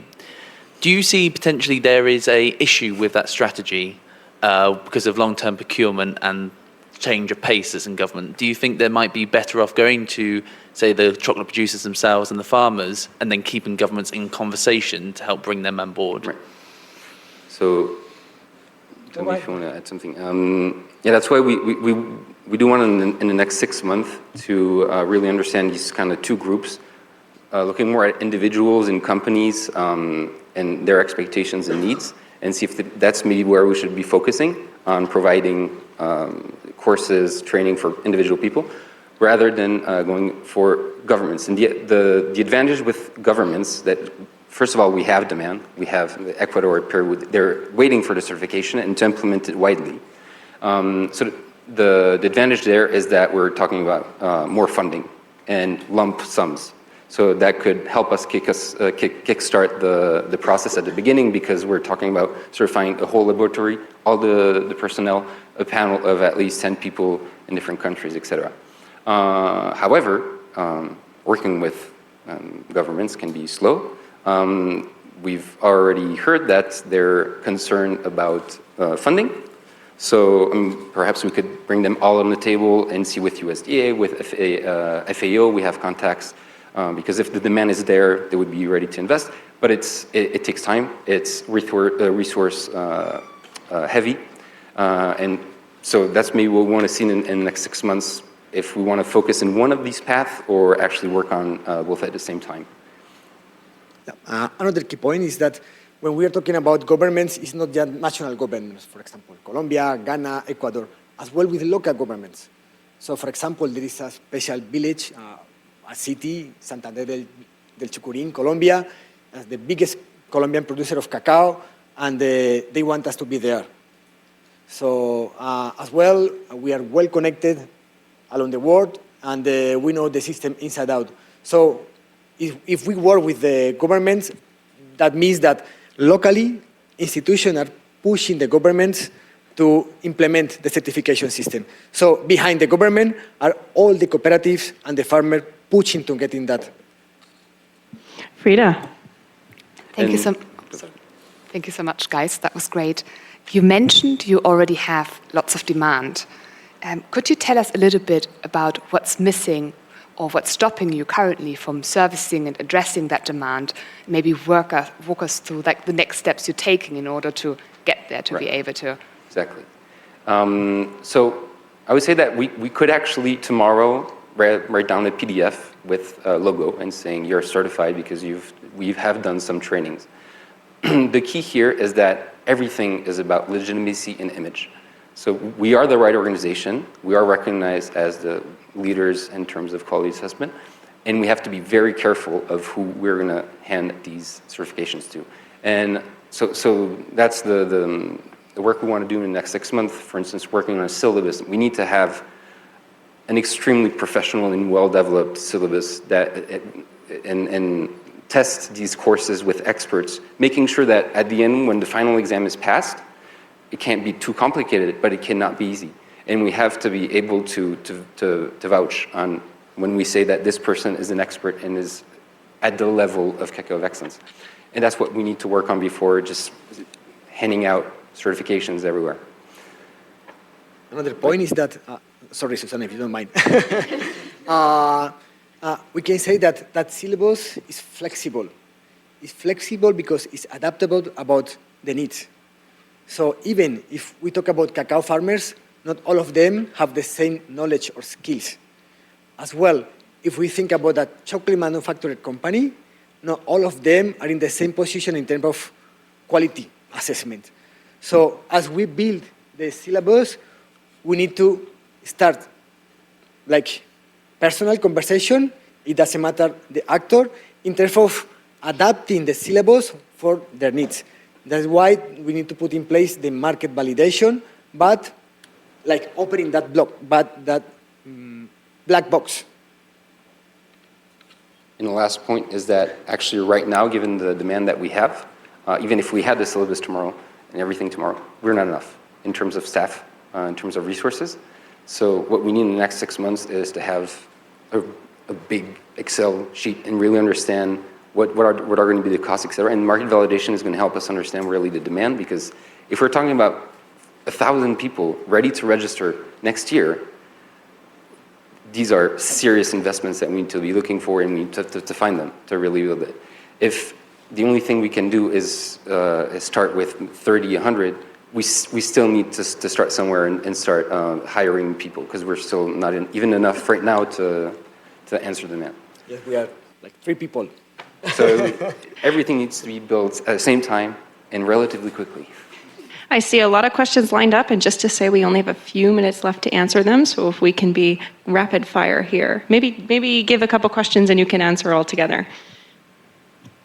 So you plan to break down the bulk market of cocoa and transform it into a specialty market that is valuing not just the diversity of varieties, but is also rewarding farmers. And you say that certification is the key tool together with training. Are there other tools that you need to add? Traceability, storytelling, others? Well, I think behind the certification system is the story of each source. Not just about quality assessment, it's about that integration of features that come from genetics, environment, sustainability, ecosystem services. Because if they're able to describe quality, they're able to say, look, this is my ecosystem. I want to keep it as healthy as it is right now. I don't want to cut a tree. I don't want to spoil my water source. I don't want to put chemical fertilizers, because otherwise I will change my quality. So quality means sustainability, resilience, social, local approaches in terms of saving that cultural approach. So behind the quality assessment or the certification system, there is a good story behind. Okay, we'll hear from Leonard, Gianpiero, and then answer together if that's possible. Thank you so much. In terms of revenue and willingness to pay, do you already have ideas about that? Who would pay for this, and what would they pay for this? Right. So, let's say the lower hanging fruits, for instance, would be consultants within the sector that this is already their trade. There are already some experts in quality, fermentation, etc. They're the first ones that would be ready to pay something around 3,000 to 5,000 euro to go through the whole courses and get the official recognition, legitimacy in the sector. Then, of course, we would have different companies, from even small bean to bar chocolate, larger companies that would be ready to pay themselves. In terms of maybe more training rather than certification, then it opens widely. But we do see that, especially governments and for instance, international development agencies could play a big role as customers, and not always as users, to work with national stakeholders, especially producers. So what we see is working with the likes of fair trade, for instance, with whom we have relationships, the government itself, USD, et cetera, to pay as customers for the training of producers that could subscribe to such a program. So. All right, let's squeeze in. Yeah, thank you, Megan. And thank you for your presentation. About maybe 2 recommendations. One is to think what to do with your network of certified, what's next, because of once you have this network, what else you can do with that? So just think about how to leverage it. And I support what Roman was saying, how can you use this also to complement your service of certification with some additional resources that can be channeled through this mechanism that you are creating. But one thing I would like to suggest is, have you considered having some sort of updating course? Because of once you certify them, you cannot leave them with a certification, a lifelong certification. So you might need to ask them to come back after 2 or 3 years to kind of take another exam to ensure that the standards are still there, it gets the updates that it needed, and of course ensure that the model you have set up is sustainable. Let me take the first one. It's interesting, this story, because the 40 trainees is a larger network right now. So they are working together on behalf of COEX. So nowadays, we need to say, look, stop, we cannot still receiving more people to be trained. And they have created a platform on behalf of Cacao of Excellence. So yes, we are working that network, but naturally, spontaneously, it's growing and it's strengthening Cacao of Excellence worldwide recognition. So that is really interesting, and we need to start working on those 6 months with RAMP initiative about that network strengthening. Fantastic. We have one more to squeeze in very, very quick from now. Very quick. Very quick. Yes, of course, we've thought of that. We were thinking, is it every 2 years, every 3 years? It will be at a cost. But just to add also that the way we should see it and sell it is that once you're certified, you're part of the sort of COEX network, COEX family. There will be continuous follow-up possibilities to continuously train. And of course, you have to revalidate every now and then to stay in part of this network. But yes. As coffee curators. And Nelly. You have probably already done this, but I think it's very interesting to explore the Specialty Coffee Association certification program, which provides a really interesting business model for this certification program. That's definitely one of the first tasks in our market validation benchmarking and looking at the Coffee Quality Institute, how it's working, Specialty Coffee Association. And we actually have a lot in common with the coffee world, with like Cup of Excellence, Specialty Coffee Association, which has created the Coffee Quality Institute, which certifies Q graders. We are kind of replicating this, but there's a lot of differences in the world of sensory evaluation of cacao and coffee.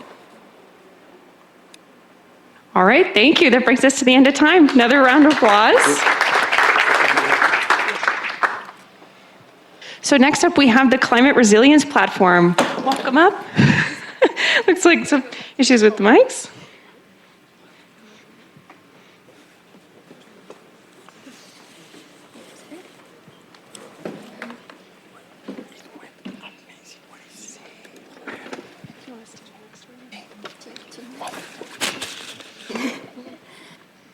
Hi everyone, my name is Linh Nguyen and I'm here with my colleagues Thủy Nguyễn, and we are from Liverify, the digital inclusion. And today we are very excited to introduce you about our innovation, the Climate Resilient Platform. So, so as you might aware that climate now is already threatening the whole food system, and it can cause crop yield. It can cause a crop yield loss for up to about 30% by 2050, and putting 80 billion annual agricultural output at risk. So to respond to climate change, the climate adaptation is urgently needed. But now the problem is the climate adaptation is too slow and too late, so that everyone who feeds the world, from farmers to traders, aggregators to the downstream agribusiness, is experiencing this problem. But this problem also reveals huge opportunities. And as 10% of yield loss can trigger over $1 million supply chain shocks for big agribusiness. And then with adaptation is placed early, so we can save those million of loss. And but today we are working with the current tools that are very fragmented. We just static report and had to translate to the actionable insight. So that way, our climate resilient platform steps in. It's a single platform that combines all the climate maps, risks, and project view. And also we provide the local adaptation strategies. And there are 3 things that make our solution stand out from others. The first one is that our solution is just more than the risk and the data, but it really translates the complex data and the whole modeling into clear evidence and actionable strategies that are specific for agribusiness and supply chain actors to build on collaborative action. And secondly, we are science-backed and we are building a mechanism to tap into a global network of agri-climate expertise in CGIAR centers. And last but not least, CRP stands out as an open source platform to encourage more adoption and also encourage the researcher for more collaboration in the data co-producer. So regarding to the traction to date we got so far, we have PepsiCo as a lead user. So they have piloted our CRP global in all of their business region for their climate risk assessment and adaptation planning strategies. And recently we have got secure match funding from our donors and 3 others agribusiness companies. And now CRP is deployed in more than 50 countries across 12 crops. And now we just operating our platform just at a consulting service, but to be more scalable, we want to adopt a hybrid model that just still balance between the free access for the public good and also can generate via the paid tiers. So we will provide some custom dashboard and some on-demand support. And here with RAM training, we want to test our key assumption, 2 key assumptions. So first one, we want to test that if our platform is really bring enough value for them to pay for the paid tiers. And the next one, we want to test that if our analysis are relevant enough to their needs and matching with their local context. So we are thinking of 3 items we want to conduct within the support funding from RAM. So firstly, we want to conduct some pilot user testing to test user feedback and develop more features for them. And next one, we want to have some business model designed and validated. And next one, we want to develop some go-to-market strategy and engagement. So by the end of the RAM training, we want to be ready and fully equipped to reach out to 10 potential customers. So from on the roadmap, so we are thinking of a long-term vision for our platforms is that CRP can reach global scale and can become a go-to platform for climate adaptation. So why us? So beside of all the scientific and technical that we are aiming to build for CRP, our team are motivated by impact. We want to ensure that science just doesn't stay on the shelf, but it really delivers critical support decisions that can make real change for the whole food system. So that's all of my presentation. Thank you so much. Climate Resilience Platform. You ladies want to step to the center? And we can go ahead and take some questions. So who wants to jumpstart our discussion? Any of our panelists? Yeah, Susanna. Thanks for the presentation, very clear. Actually, I was thinking also about the exercise we did these days. If you have kind of a clear idea of who your ideal next co-development partner would be, maybe somebody in the room can also help you if you maybe name some of them. Yeah, we were thinking about it a lot because the aim of climate resilient platform, as you can see in the next 5 years, is going to be scaling globally.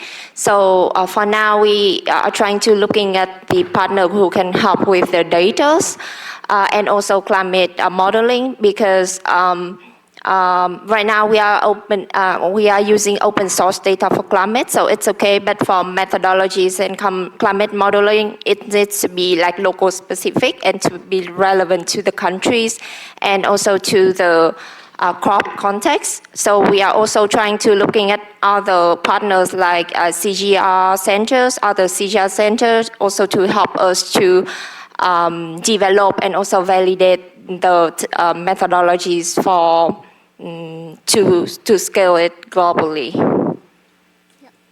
And one point to add that we're also looking for some like kind of platform partner like so we are thinking now of the Cool Farm Alliance that they have a network of like 300 companies. So we are thinking of how we can be part of them and maybe they can help us to maintain the CRP after like some years of development. So we can transit to them to get them help with the maintenance and the governance.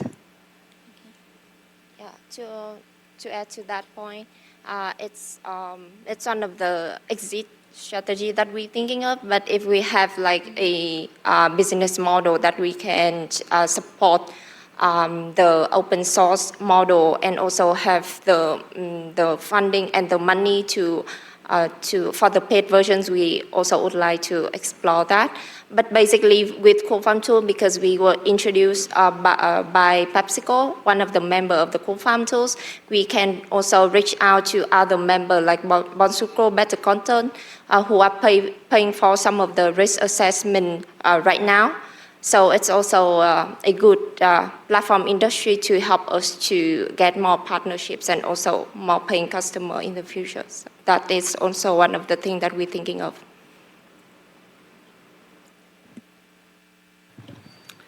So real innovation also means to go out of your comfort zone and talk to people that don't share your language, your understanding of science. You are talking to customers, you are talking to clients, to donors, and clearly you deal with this challenge of speaking also with the big organizations like PepsiCo, like Bonsucro, like Olam. Can you share with your colleagues the secret? I mean, what have you done to manage this extra step out of the lab? It's a very good question, and I think we take like 5 years until now to learn it. So it's a long journey to learn about it. But we understand that these private sector or big company, they want something. They are a little bit demanding, but they also want the real impact, and they want to be able to have the answer or to influence their farmer immediately. So that is also the pros and the cons. The pro is that our adaptations, our recommendations will be bringing to the farmer immediately, so they can also act on the adaptations. They don't need to go 3 years project to be able to reach out to farmer and also to communicate to them. So that is good. But the con is that we are researchers, so we tend to communicate it technically in a very communicate language. So we go a long journey to be able to simplify all of these terminologies of the science into a simple language, and also to standardize. Like before we use platform, but they don't like platform, they like dashboard. So we try to be also like changing the language to match with the language, basically. Another panelist, another question? James? I hadn't yet formulated it, so they're going to do it slightly on the fly. So really good presentations, guys. So you're talking about just then how your customers are giving you certain feedback, like not liking dashboard and stuff like that. So for these paid features you're looking to bring into your freemium model, how many different customers do you think you're going to have to talk to find out what are the actual things they're going to want to pay for that can be a bit more universal rather than specific to one funder or partner? Good question. We are putting it 10, but it's just but in the back of our mind at that time. But we're thinking to at least like can talk to some of the big company that is partnered with Co-Farm Alliance, because we already have a member there, so we can already talk to them. Some of them are like Danone, Unilever, Nestle, so we want to be able to at least talk to them and present some of the idea of the features to these people and see if they want to pay and how much are they willing to pay. All right, do we have any questions from the audience? Anything from the fellow cohort members? All right, then a big round of applause for our Climate Resilience Platform. Our next presenter is Crappie. If you could welcome Crappie up to the stage.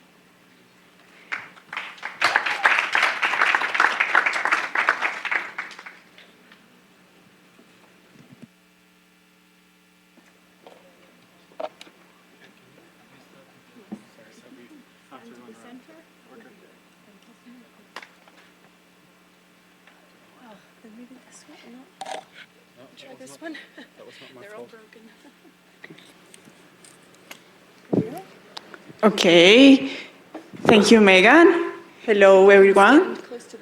Okay. Hello, everyone. Thank you for being here again. My name is Caroline Perea. I'm an economist and research associate of Alliance Bioversity in CIAT. I'm part of the Food Environment and Consumer Behavior team. I'm participated in the RAMP program as part of the Crappie team, and my role involves the research user and supporting the user-centered design. So now Christian going to present our innovation. Thank you. Hope you can hear me well.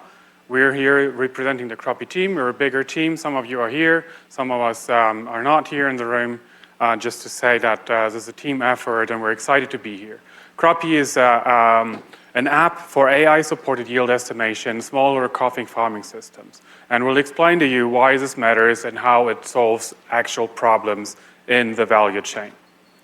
The traditional way of estimating yield in the coffee sector is by manually counting the cherries, manually counting the branches on the tree, and then counting the trees on the farm. Now imagine you spend your day counting cherries all day long, all week long. A typical technician, well-trained, can do 2 farms a day. This means this approach is very costly to the people who have to do it. It is difficult to scale because you require trained technicians and you have to rely on the technician's word that what they did is actually reflecting what's happening on the farm. So it's not scalable. Why do people do it anyways? Because it's the only way to assess what's happening on the farm before it happens, before it hits the market. So it's a way to prepare your financial planning, your credits that you have to have in place. It's used for traceability purposes. How do you know that the coffee comes from a certain farm if you're, for example, fair trade certified? You do the counting. You have to do it. So, and this lack of knowledge also leads to inefficiencies in terms of loans and insurances because companies don't have a cost-effective way of assessing what's on the farm. This affects everyone in the value chain. It affects cooperatives, it affects exporters and certification companies, and not least financial institutions who have limited constituencies and limited market because for some farmers they just can't go there because it's too costly to assess what's on the tree. What we're doing is replacing the most time-consuming step of yield estimation with computer vision. We take the burden off the technician the manual counting all day long. We replace it with an image and do the counting for them in an app. This requires effort, branch sampling, image collection, but we're making it, we can show that compared to the state of the art, the traditional manual counts, we have an identical precision. We're as good as what they already do, but we offer the advantages of this being able to do this remotely. It automatically comes with georeference information. It is easily scalable because the app already has the protocol installed. We provide digital evidence, and what probably matters to most people, we're 50% faster. So you can do the same thing, but faster, digitally proven. To date, we have a proven solution. We have initial use cases developed and validated in projects. Now we want to go to the next steps. We reached over 1,000 farmers in Peru, Colombia, Honduras, Uganda, in pilots. We gathered a lot of experience, what works, what doesn't work. And we received very positive feedback. There is expressed interest by the side from cooperatives, financial institutions, national organizations, and coffee companies that want to use Cropy. And we hope that RAMP will enable us to follow up on this by developing a real business model to roll this out. So what we're aiming at right now is that we'll start with consultancies. We are targeting financially well-equipped companies who are ready to co-develop a tailored solution for their needs. We're in touch with Nestlé. We'll go to other companies through our network. This is the initial phase. The second phase is, through these consultants, we want to gain the experience and efficiency needed to go to a subscription model, in which we can already reach a much larger set of potential customers who may not be as financially well-equipped, such as companies. We'll work with them in the beginning to get those use cases validated. And then we want to develop data sharing agreements to cover our annual cost, and they can recover that through cost savings, which are already there. Finally, the end goal is to go to a freemium model, a free app that can be used by anyone. But if you want the data insights, you will have to go to a subscription or a consultancy. This requires us go through a market validation phase. We identified these pilot customers that we already have in our closed network, and we'll go to more of these in a systematic way. In these segments, R&D for coffee, national organizations, credit institutions, and cooperatives. And for all of these, we'll test what are their needs. The urgency is a key one. What's the frequency with which they want to apply this? And how relevant is it really for their operations? We know they do this, but is it really the most important pain for them? We'll find out. We see that there are different needs in terms of precision and effort and cost saving. So we see some customers are more interested in something that's fast but not as precise. Others need higher precision but are willing to put more money on the table for that. And finally, data storage and analytics needs seem to vary by customer. So these are the things we need to clarify for each segment, and we'll do that in our roadmap. The goal is to secure pilot clients, as that likely more of a consultancy kind of work, but through this, develop a product catalog so that we are ready to scale to a larger client base. Key milestones we defined will be to interview 20 to 40 coffee stakeholders, offer them a pilot, go through this process, offer them a free pilot, then move to an initial in-kind data sharing agreement, and then lastly, pick a few who are willing to go into a collaboration agreement for co-development and an investment. So RAMP helped us to develop this clear action plan and identify potential roadblocks for the next 6 months that we need to clear out.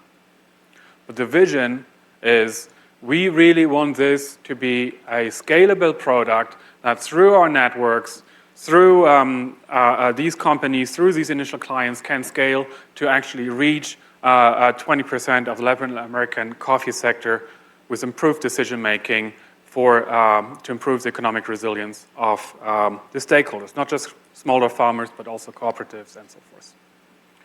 Why now? Why us? The coffee sector is at a real, it's jump-starting from a data-scarce environment to a data-rich environment. There's new regulation that mandates that you need to collect all of this data.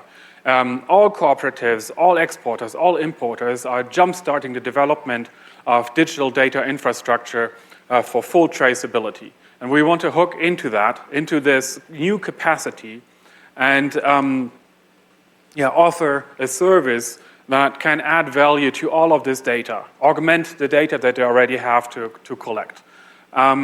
We believe that climate variability is creating a new need for data insights. Your old gut feeling won't work anymore because suddenly the rains are higher or lower than expected. So you need data insights. You cannot trust what's happened in the past. So overall, we believe that through this process, we'll gain an edge in AI for smallholder inclusive data services and be the ones who offer something that's innovative and that really catches up and works for the people and solves real-world problems. And last but not least, the team is great. We are set up. We have economists, we have agronomists, we have full-stack developers, and I don't even know what that means, Christian. So yeah, we're ready, and we're really happy through the RAMP process, and looking forward to the next 6 months. Thank you. Thank you so much. Scrappy. If you want to hit it to the next slide, just so that we can have that feedback form up as well. The next one too. All right, let's get into questions. A little bit less time because we got a little bit of extended presentation there, but who's first for questions? Romano. So, you have selected a relevant market, also identified and explored extremely well a very specific issue, offering a practical solution. And also I think the representation of your business model, for me, is very credible. Now the point is, in the Alliance there are many similar solutions under development that are tackling perhaps different aspects, different crops, different markets, but may share a lot in common. How you are going to explore this additional part of your world where there are a lot of colleagues that can exchange ideas and perhaps learn from you or offer you practical solutions? Okay, so first, there is something that makes the coffee value chain different from other value chains. It's an international value chain. There's regulation that you need to document where your coffee comes from, especially if you're a certified producer. So there is something that creates the need for a solution that is somewhat unique to this. We are considering moving into other value chains. There we, my colleague Eric Grahn, who's not here, maybe online, is working with Mondelez to work on this for cocoa. We have colleagues working on cashew, mango. So there are attributes, high value, perishable, traceability needs that create sort of the business need for a solution like this. But of course, the Artemis overlap is striking. The idea to do something that's lean. There are other people doing similar things, but they go for plantations, international plantations. And that's the old model. You need to have 500 hectares to be able to export, because only that way you have the critical mass to respond to the market needs. And smallholders typically can't do that. So what if we put a simple tech into the hands of smallholders so that they can, through computer vision, respond to the market needs?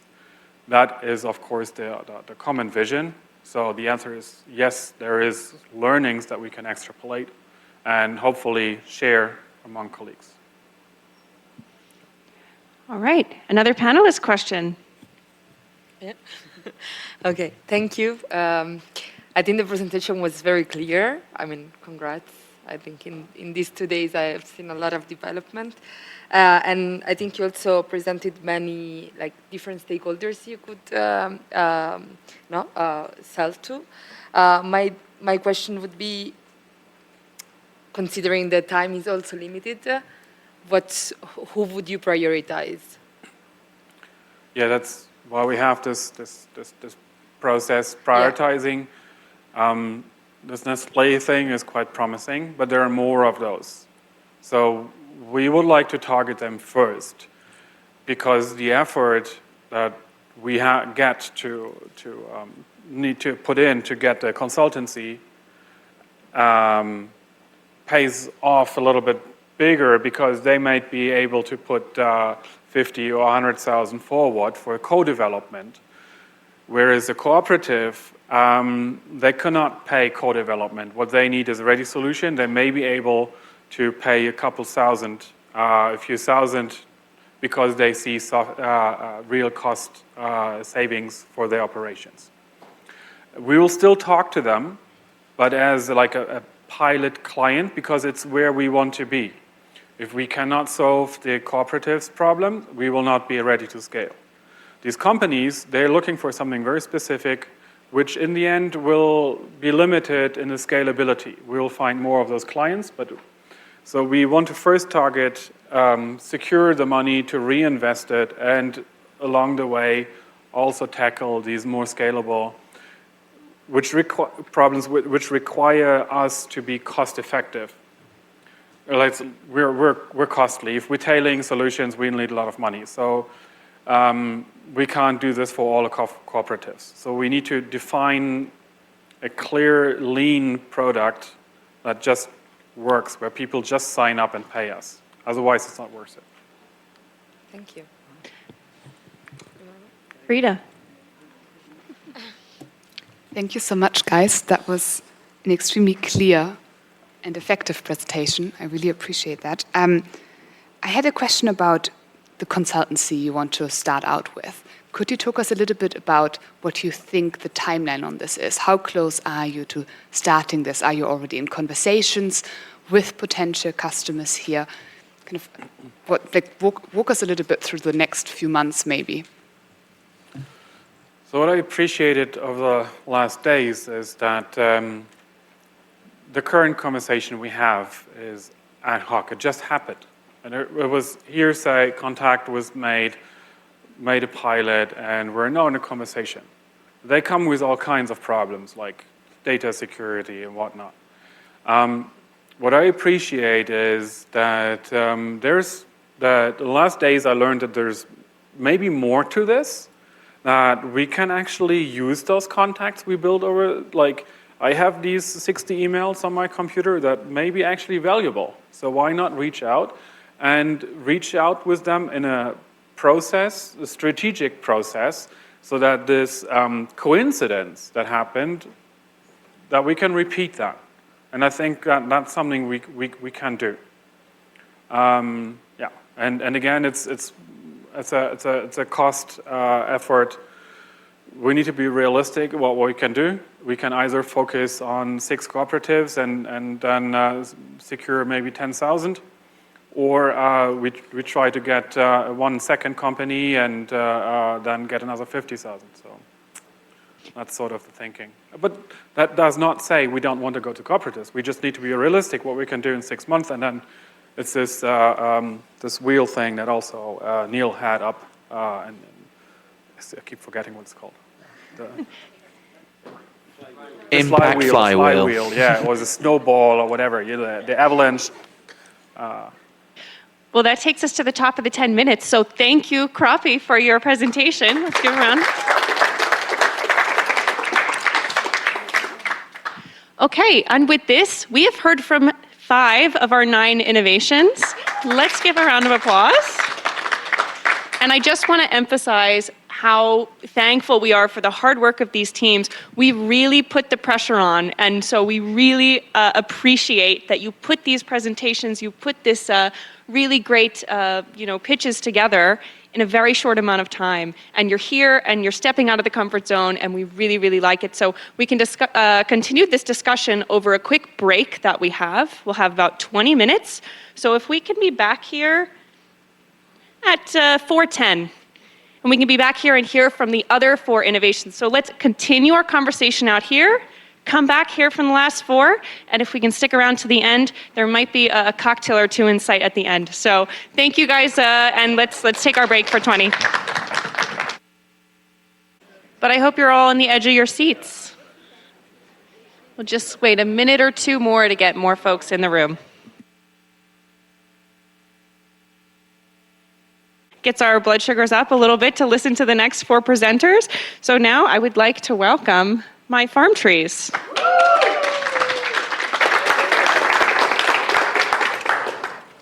Thank you very much. Hello, everyone. Let's go through it. My name is Fidel. I'm the one who's scaling my farm trees, trying to figure out the strategy of how to move forward, seizing opportunities for partnerships, implementation, fundraising, reporting. And we have Anton here, who's the tech lead, the mastermind behind the technology behind it. So what are the problems in tree-based restoration at scale? There are different problems at different levels. In the implementation areas, contextualized, degraded areas where there should be forest landscapes, there are pledges and pledges and pledges of people who want to plant millions of trees for different reasons. But there are significant gaps in delivering the right material, the right genetic material, the right species, and for the right purposes. Livelihood purposes, nutrition, carbon sequestration, biodiversity. It's difficult to keep up to that delivery of plant material. There's also lack of transparency and lack of mechanisms to enable trust and verification of what has been implemented where when it comes to tree-based restoration. And also, very importantly, the smallholders who should be the drivers of permanent, viable forest landscape restoration are not empowered enough to be the drivers and to benefit from it. Now, during the RAMP, we've been thinking a lot about who are the customers, who can be the potential investors.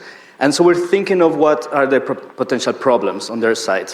They probably lack control of what's implemented. What has been implemented where, how? They lack digitalized data for their management and reporting for their nature-based solutions implementation. They also have lack of systems that have a holistic approach to capacity building, to monitoring, to verification, and to digital payments as incentives to the local communities. So what is our solution? How are we addressing this? Okay, yes. So My Farm Trees is actually our solution that we provide for this problem. And if you look at the right corner, bottom corner, you can see there's a big group of community doing restoration. And you can, if you ever participated in restoration, you know that's a lot of work, a lot of logistics, data collection. It's very complex. So we actually, what we do is empower these communities to streamline the full process of digitalization of restoration. And we have brought together a bunch of integrated tools in a holistic way that we really start from the beginning, from seed to tree. So we start collecting data at the seed collection site by GPS coordinates, pictures, and so on. And we streamline this data to the nurseries, and we keep like track of the whole history of our seed until it becomes a tree and it's gonna be grown on a farm. This is very important for our customers because we can deliver verification, evidence, and status change of planted trees over time, okay? So what is our integrated holistic tool? So we can provide the community with information, knowledge exchange. We can register local nurseries and integrate them in our system, make them digital. And then we have a full transparent and traceability system where we can really create this digital tree or this digital token of a tree that we then can use for our customers. And finally, we also have enabled digital payments for our users of our farmers so that they can be paid their incentives by digital money. For example, in Kenya, through M-Pesa. Next slide. So here you can just see an example how it looks like when data are collected in Kenya. So you can see all the green dots are planted trees through My Farm Trees. And you can see here, very important for us is our local implementer, Francis, and he's actually here. Say hello to Francis. Then you can also see on the right side, you can see a seed collector in the forest using our app, and we have all the yellow dots showing where the seeds have been collected. So what impact do we have so far, Fidel? So thanks to Francis over there, who's not only the implementer, but the one who made it real, possible, and had developed Map from Trees in Kenya in 3 different counties. And with counterpart Marius in Cameroon, we have reached out to these metrics of people that have been supported, empowered, the number of hectares, the number of seedlings, the number of tree species, nurseries that are in the network, and so on. I think these numbers are actually conservative. They have been growing, and they have been doing a lot of work the last couple of months. So they're actually a bit higher, and that's why I don't want to name them out loud. Now, we're also expanding, mainly in Southeast Asian countries through different projects there. I'll speak about it more soon. So what's unique about Map from Trees?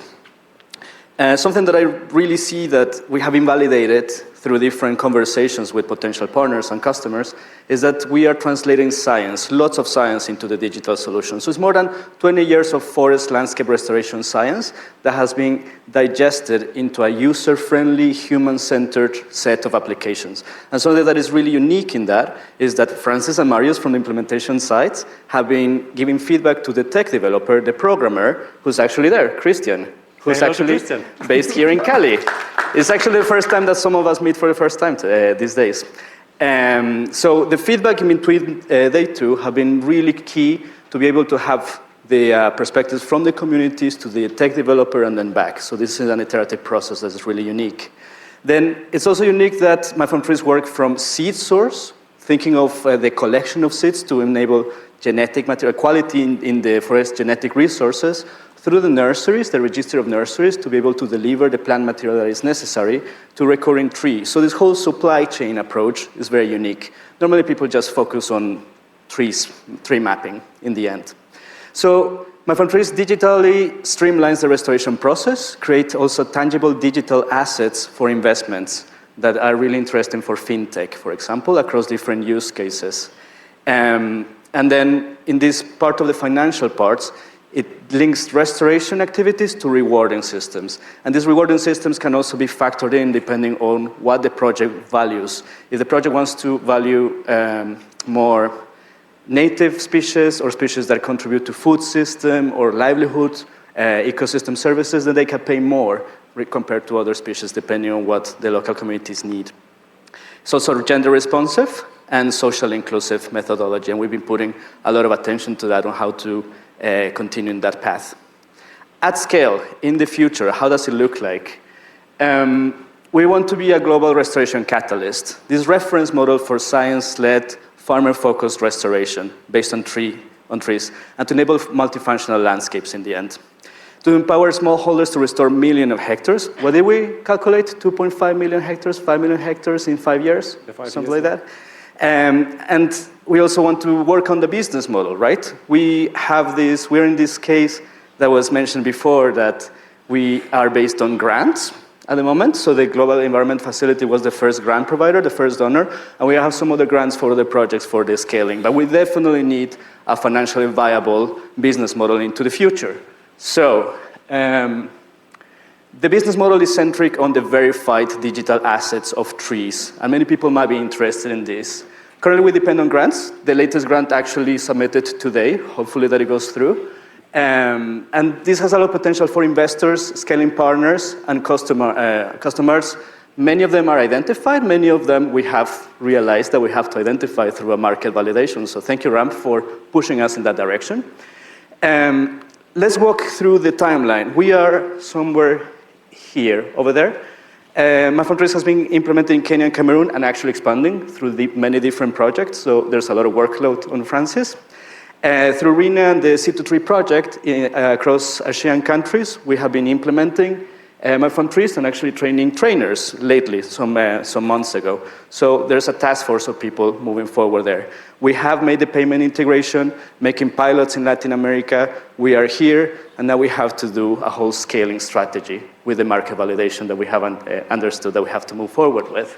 So the roadmap, there's a crowdfunding component that we wanted to enable from the beginning that we have to see if it's possible to or not. There's some functionalities that have to be improved and extended in the platform.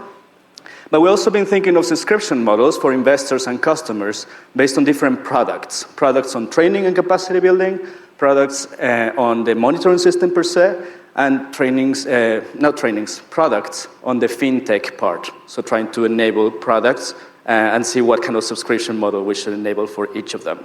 The type of customers that are around here are within different types of sectors: agroforestry, agroecology, carbon markets, governmental potential partners or customers. The range is large, and we have actually a lot of demand. So one of our bottlenecks is to try to identify which are the best ones that we should move forward with and which would be the potential clients or partners for this. We've been moving forward with some of them. We just have to enable and start testing and start piloting with some of them, which will be a lot of our focus for this half a year. In the end, what we want to be in 5 years' time, be the one-stop reference system for scaled forest restoration that is socio-environmentally and financially viable. Thank you very much, and this is the whole team behind it.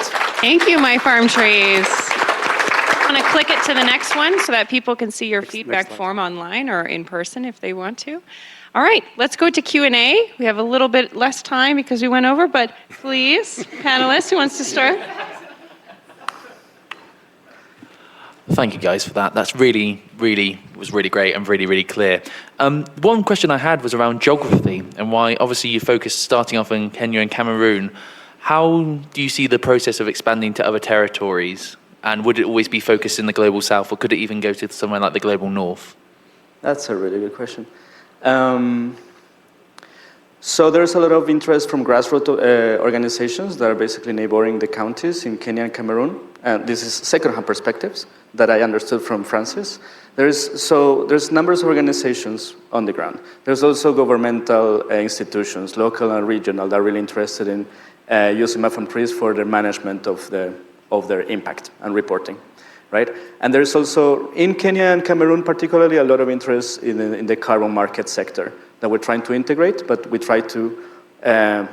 we're identifying the best players that also have the same purposes as us. That is empowering smallholder communities through fintech. That is some of the examples of the players that are interested in the area. And there's also some other projects within multifunctional landscape, our lever, in the Alliance and the CGIAR that are enabling more implementation there actually relatively soon. So some of the examples of the scaling in Kenya and Cameroon. Why the Global South? We have a mandate for the Global South to begin with as an organization. There has been some interest in the non-really Global South. Somebody from Albania was really interested. We said, sure, we can enable it. We can start piloting. But it's not really strategically the best fit for our mandate and also for the strategies of the CGIAR that we have to take into account. So we're open, but we have to seize opportunities in the right direction many times because we can't reach everywhere so far. Anton, do you have to? No, just geographically we are moving very heavily into Asia right now, Southeast Asia. So we have starting projects there and also set up a few pilots. So this is a very interesting region for us. We want to expand in Latin America. So we haven't started yet here, but this is so like from geographically, this is our regions. But yes, if we really think very openly and not just within CG, we can do it everywhere. Like trees are planted everywhere, right. Except in the Antarctic. We have been testing a little bit in Latin America, though. It's in the friends and family kind of circle, like colleagues who work with chocolate production and have agroforestry systems who can start testing it, and then we see how it's working for them, but definitely not at scale in Latin America. What we have done is including certain geographies in Latin America for fundraising. So maybe the money for it will come in some months and we start to implement there. Yeah, it's grant-based, not really the business model viability part. So. Romano. So, very nicely done, very convincing, very well structured. Though the idea is not new, but the way you have transformed it is amazing. It's very solid, it's very nice. Where I think you could have done something more is in revising also the customers. I have the impression, maybe I'm wrong, that you are giving for granted that the private sector is, in a way, the major customer of this initiative. Have you realized that in the recent years, the Article 6 of the Paris Agreement has been fully reviewed with the creation of an additional carbon market where also the ecosystem services are considered, and potentially the ecosystem services will be the umbrella under which the carbon market will be positioned in the future. So this means that exists a new market made only of member states that probably are waiting for your presentation. When are you going there? Thanks for that. In the next 6 months. During the next 6 months. We have definitely identified that we need to make a better exercise on market validation with the potential customers. But we have also identified different use cases. As I've been calling use cases, now I understand it's probably customers language.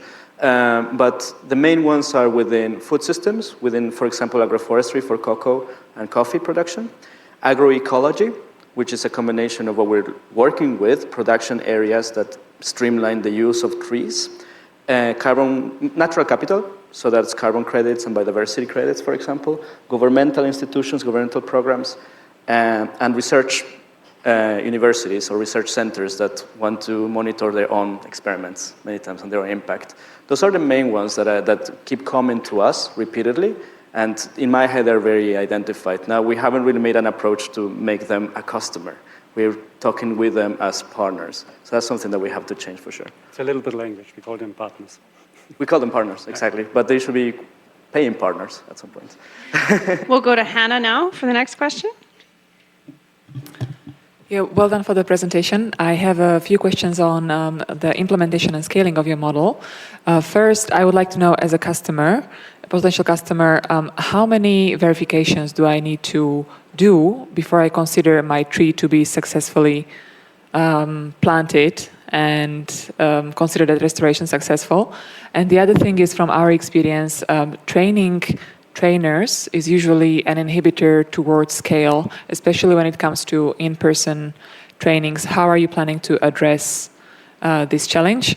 And sorry, and the third thing, have you considered one idea also for your customer, forestry sector, resin industry, growing pine trees for resin? You need to have a certain size of the trees in order to tap the tree and take out the glue. So it's just an idea to consider. Want to take the first one? The first one was verification. Yeah, the verification. So we have set up a pretty generic system that you can adapt based on your project. So you have so you plant a tree, you take a GPS coordinate, a picture, you collect some information, and then after a period of time, can be 6 months, can be 1 year, someone is coming back and it can be the farmer himself. That's the idea, because we don't want to send people around verifying the planted trees. So that you do it again after 6 months, take a picture, GPS coordinate, fill a form, and that's our verification model. It's up. It depends on. You can do it forever. It's up. It depends on the project, no? Because you need to prove that the tree is alive, and the tree at some point you're gonna, on the monitoring, you're gonna say the tree is dead. Maybe after 50 years, or maybe it's earlier. So that's the verification step we're currently doing. It can be the farmer himself. It can be a technician that has been sent to the farm to do the verification. So it really depends on the design of the local community, how they want to do it, or how it's demanded how to do it. Can I complement that part there? The verification now is within the first couple of years where we have implemented method trees in Kenya and Cameroon, right? But we're looking for the financial viability of maintaining what has been implemented, not only there, but everywhere. And for that, we're looking for blended finance solutions, in which we have a little bit of philanthropy, a little bit of carbon markets, a little bit of banking, a little bit of other financial solutions that can come in at different stages of the maintenance of trees in the long term. So with permanence, that's what we're actually looking for. And so we're very likely starting to test, including carbon credits soon in Kenya and Cameroon. So to see if there can be the transition from what we have implemented from our grant that covers just 3 years, because it's a 3 years grant, towards start to insert them into the carbon market for smallholders, and then see how viable the transition is, and the maintenance also, and if it's financially viable. And that has to do with recurring monitoring them. Does that make sense? Yeah, for the training part, we didn't mention it, but we're actually using a train-to-trainer approach. And I cannot tell you the exact number, but Francis could tell you how many trainers he trained in Kenya already and in Cameroon. So that's our concept. So you're not training the end user, using the platform, it's a trainer. I'm going to be a strict timekeeper here. We are a little bit over, but we do have one more that can squeeze in from the back very, very quick. Just one little thing there. We try to do the training digitally and efficient. So that's one of our blockers. We want to not having to go to places and train people, but enable tutorials, videos, material. The Mindful Trees Academy is what we're looking for, actually. Great. Yeah. Back here. Hello, thank you. Congratulations for your presentation. I have a few comments that the Alliance have worked with an initiative of restoration with WRI. So I think it's a good opportunity because they try to engage, to do the engagement with different institutions and organizations in Latin America and Africa. And I think it's a good opportunity to present my farm trees because the key challenge in the government and the private sector is the monitor. So they always ask, like, how is the best way to monitor? How is the best way to count the tree or to have more information of the restoration? So That's a market validation. Thank you for that. And can we talk over the drinks later? It will be great to talk more about it and probably get in touch with them. Fantastic. And with that, congratulations and thank you for your presentation and Q&A. Well done. Sorry to be strict on the time, but you know, the way it is. And next up, we're going to have the folks from Sample Earth. So we have this. I'll get your mic set up. If you put this over your neck, gently, because it's going to break. And then you press this button for green. Here's this green. Please take it away. Okay, thank you. Hello, everyone. My name is John Tello. I'm working at the Alliance Bioversity and CIAT. I work for the Level 5, Digital Inclusion, with my colleague Fong. Will present our innovation, Sample Earth. Thank you, John. Hello, everyone. Today, we will present the Sample Earth innovation. So, the problem is the global sustainability regulation. For example, the EU deforestation-free regulation is increasing the pressure on supply chain to demonstrate the environmental and social accountability. And to respond to that, the global monitoring system, for example, the WRI Global Forest Watch or Google Dynamic World are leveraging AI and seismic to track the land use. However, these models are often built from the global data set that often biased and often from the large producer. So this leads to the misrepresentation from the smallholder farmer areas, and that leads to the significant inaccuracy in the local scale. And our preliminary analysis showed that over 50% of the coffee farmers in Colombia are misclassified as forest in the EU 2020 map. And this highlights the critical data gap that without inclusive data, ground truth reference data, so the global monitoring system can representing the smallholder farmer, like this is the key producer of the commodity. And this problem affects not only the smallholder farmer, but also the exporter who are doing the sourcing of the commodity and make them facing the costly to prove the compliance. And the other actor affected is the compliance monitoring provider, for example, WRI or Google AI. They are like really need the accurate and inclusive data for enhance their model and their result of the compliance service. So to address those kind of problem, we developed the innovation Sample Earth. Basically, it is a global training and validating data set for the EUDR commodity, specifically cacao and coffee commodity. So at the core of the Sample Earth is the inclusive data set where we co-design with the local expert to collect the data.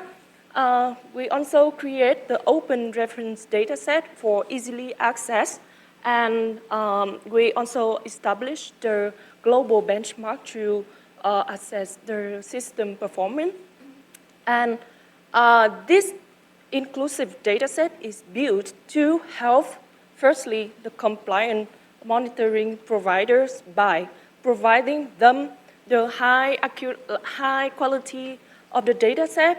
So this is help them to generate the better model, and also to generate more accurate land cover map, and also help them back to independent validate their model to see if there is any limitation or strengthen. And secondly, the solution is also help the exporter, for example, the sourcing company, to let them know, by providing them the greater transparency about quality of the solution that they use. So the exporter can make the smarter decision on what the service they are relies on. And ultimately, this benefits the smallholder farmer by including them in the designing of the compliance solution. So doing that, we can reduce the risk of let them being wrongly flagged as the non-compliant. So in the next few years, we aim to build the Sample Earth as the first open, inclusive, and the standardized training data set and benchmarking tool. So what is the market say about the need for the inclusive data set?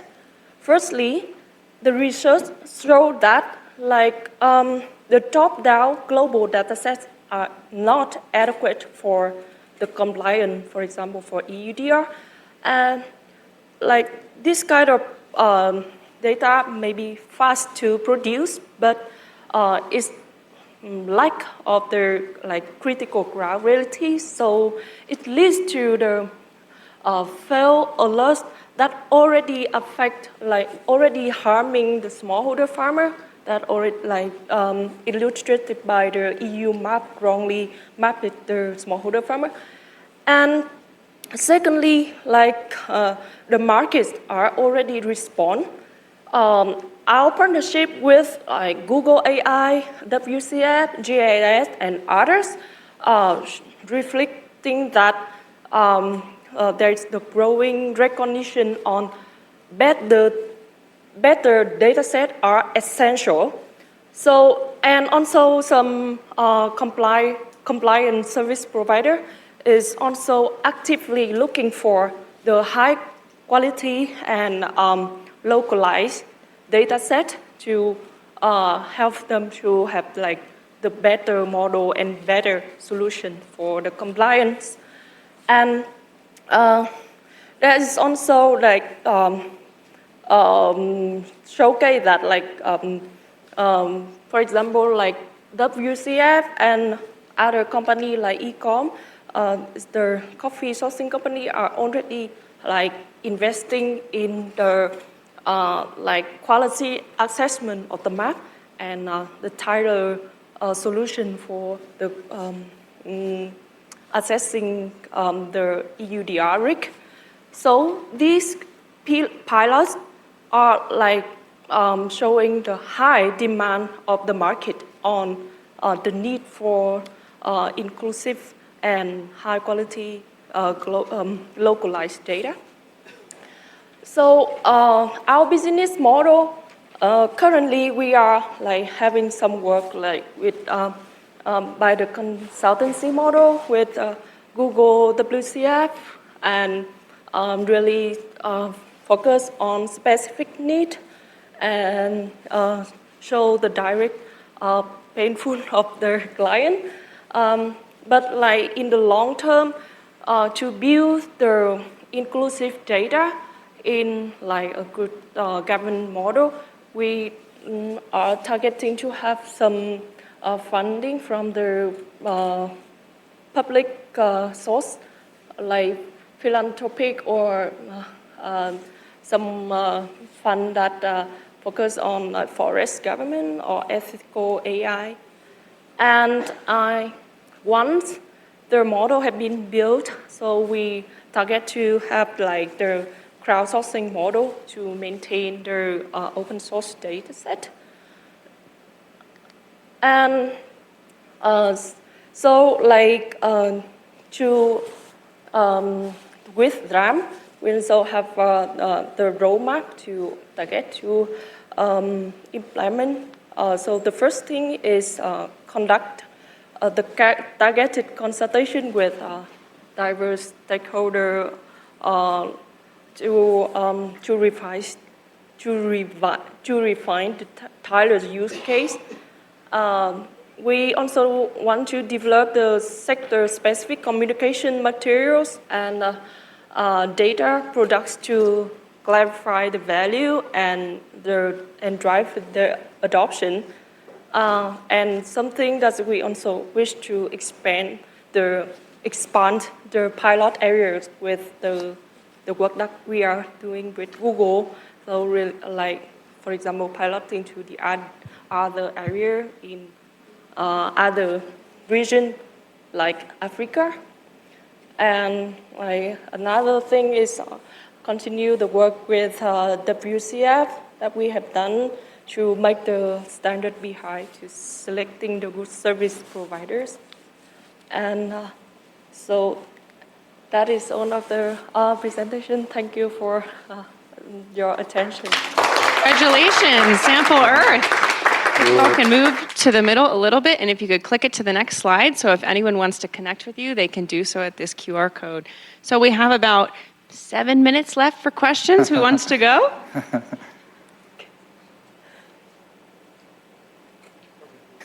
Our panelists are fighting for the chance to speak first. Thanks for the presentation. I just want to learn more about the players you mentioned. You mentioned a bunch of them. So just understand more, how did you start the relation with them? What's the agreement? How long have you been working with them? For how long you will be still working with them? So, yeah. Okay. So, well, one of the partners that we are doing with, like, we have worked like for the past 1 year is Google AI. So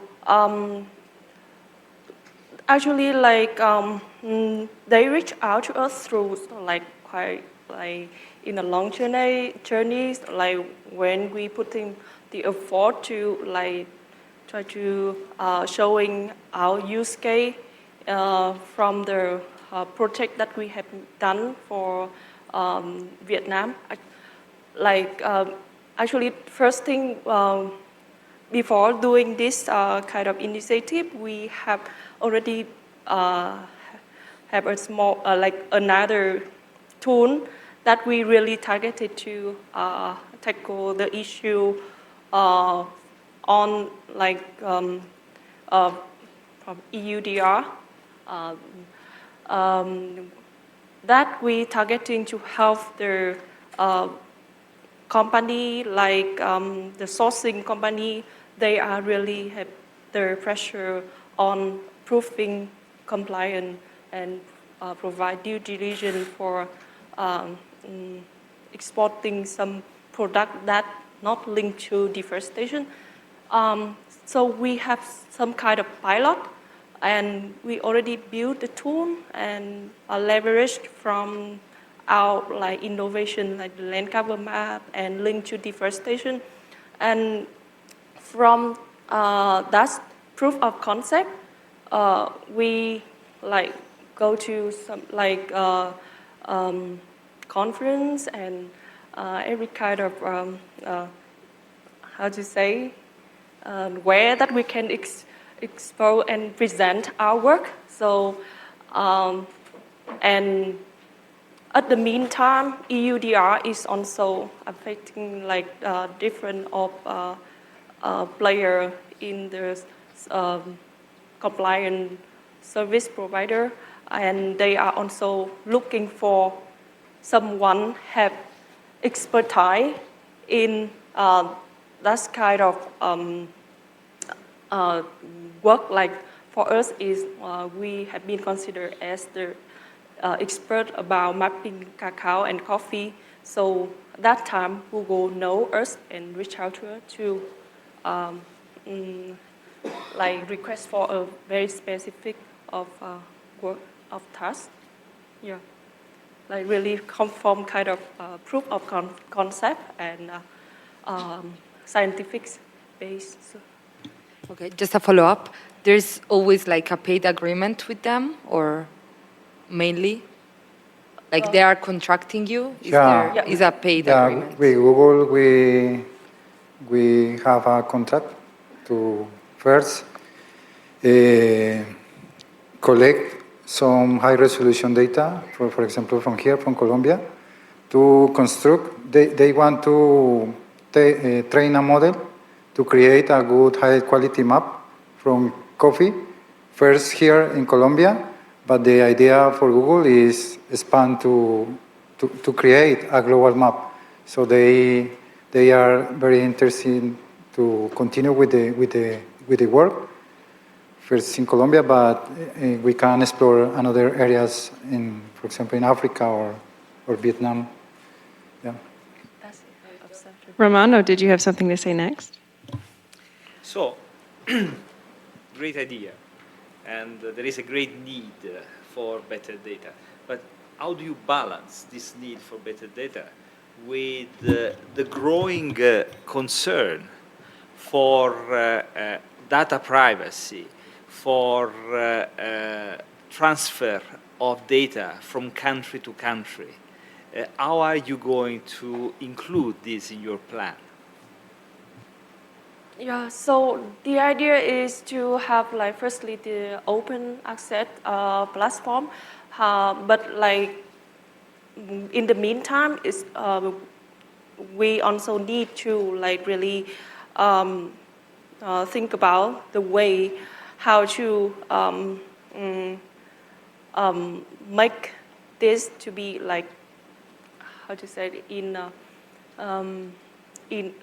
to be secured and to be and we also already think of to build the API for the data that that could help the user, the one who need the data, to get access easy, but also to protect, to ensure the privacy, and so API is one of the things. Yeah. How the idea is co-design and collaborate, construct the model with all stakeholders. The idea is design that kind of question in group. Yeah. Very good. Thanks. Well, that takes us to the top of the questions. Christian, if it's quick, can you squeeze it in? Maybe not quick, but you want to have a global data sample, but at the same time you want to be locally relevant shouldn't your business model also include something that makes you relevant at a local scale, some kind of freemium loss leader kind of model where you offer something for free, but you get data back so that your real customers would be at a global scale, but by offering something locally free, maybe you can get collaborations. Have you thought about some models around that? Yeah, so like about the model of like generating data, the first thing, like thanks to RAM, like we should think about the crowdsourcing, and what that is one of the idea. But like at the moment, we are also trying to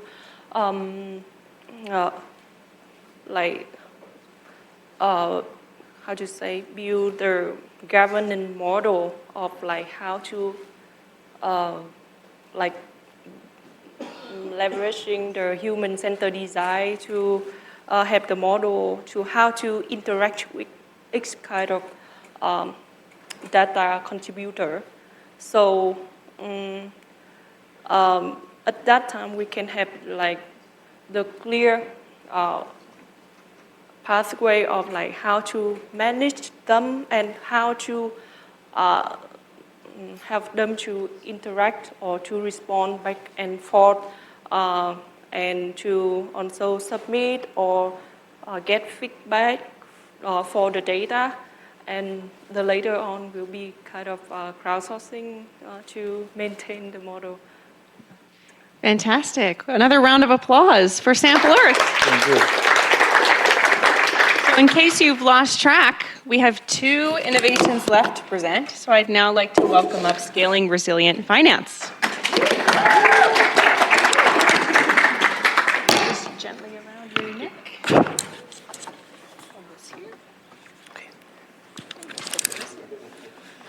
And I'll start to be stricter on the 7 minutes. I know you guys can. That's fine. That's fine.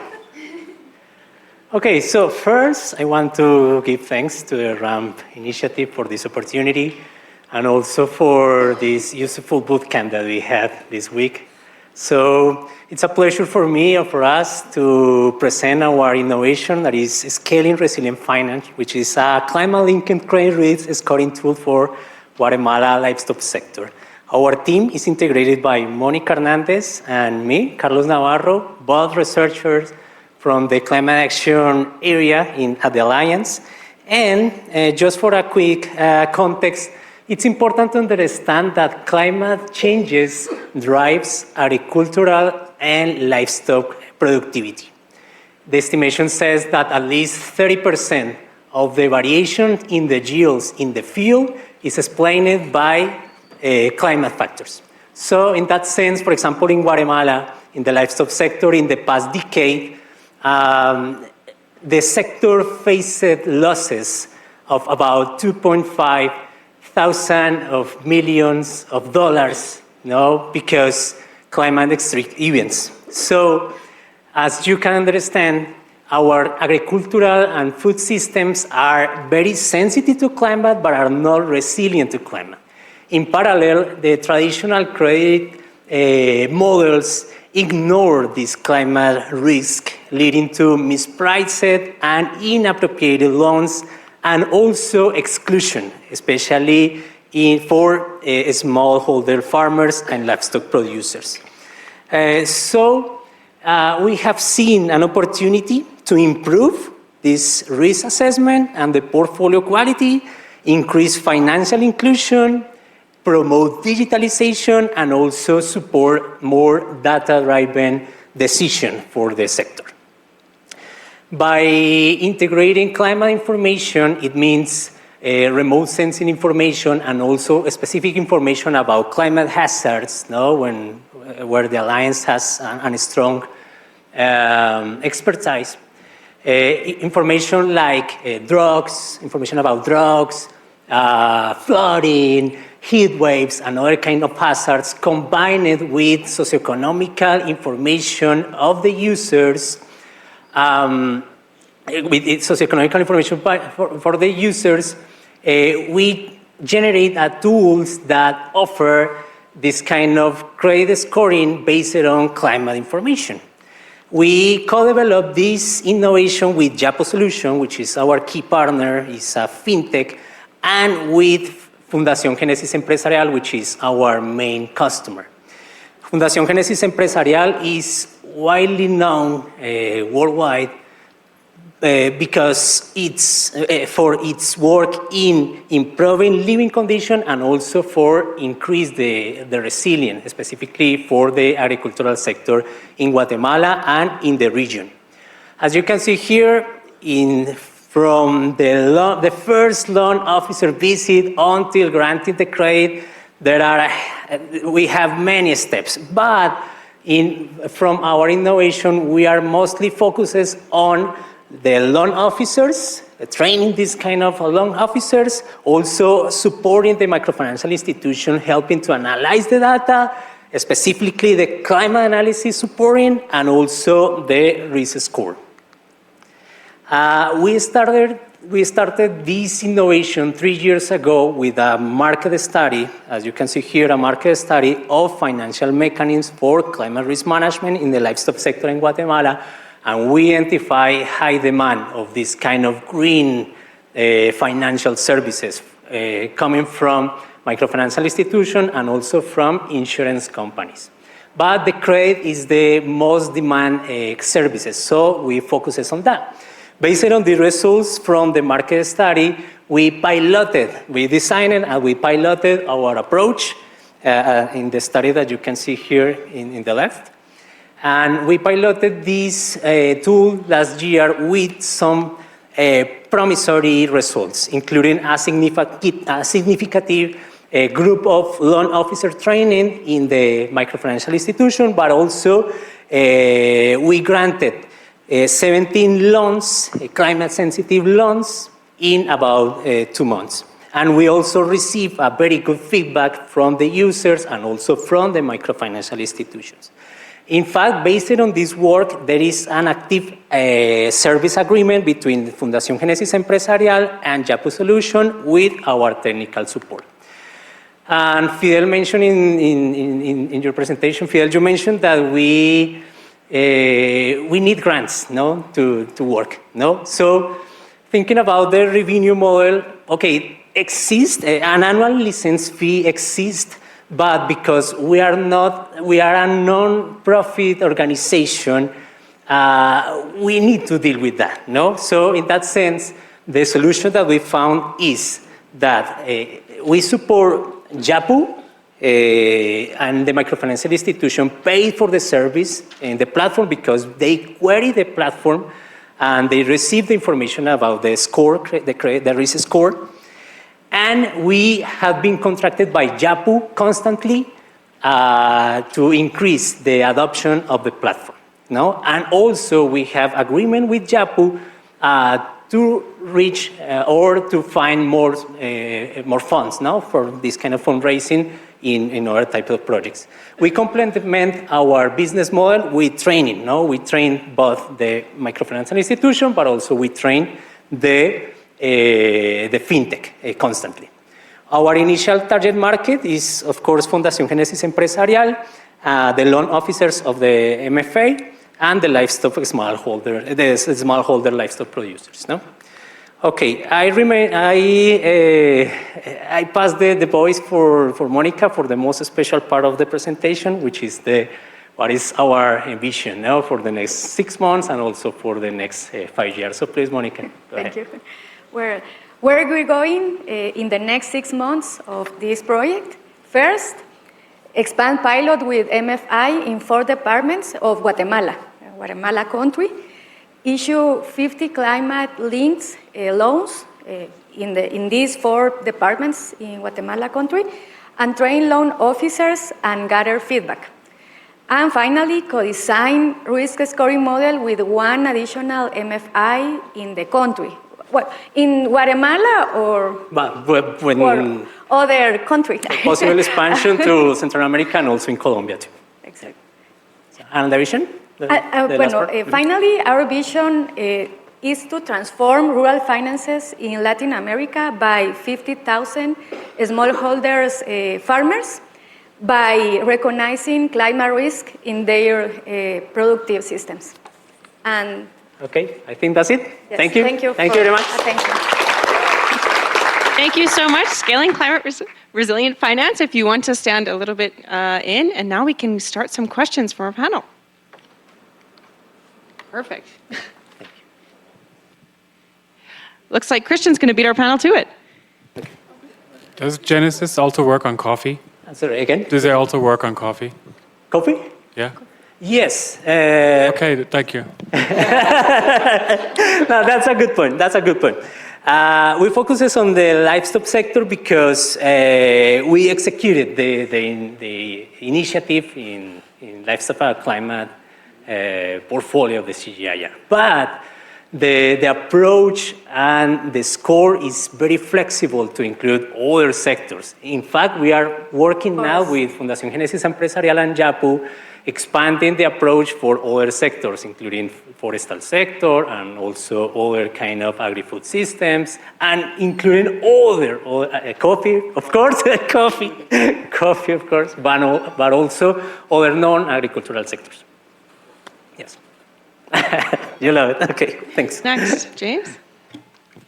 Very well done, guys. Really clear presentation as well. You actually took my question, which is always a good thing, because I was like, surely this can be applied to MFIs across other Latin American countries. And then you said, yes, we could do that. So moving out of Guatemala, what do you think you need from people in the room to start this? Is it contacts with other MFIs, or do you have those contacts already in, say, Colombia or beyond? Yeah, that's a good question too.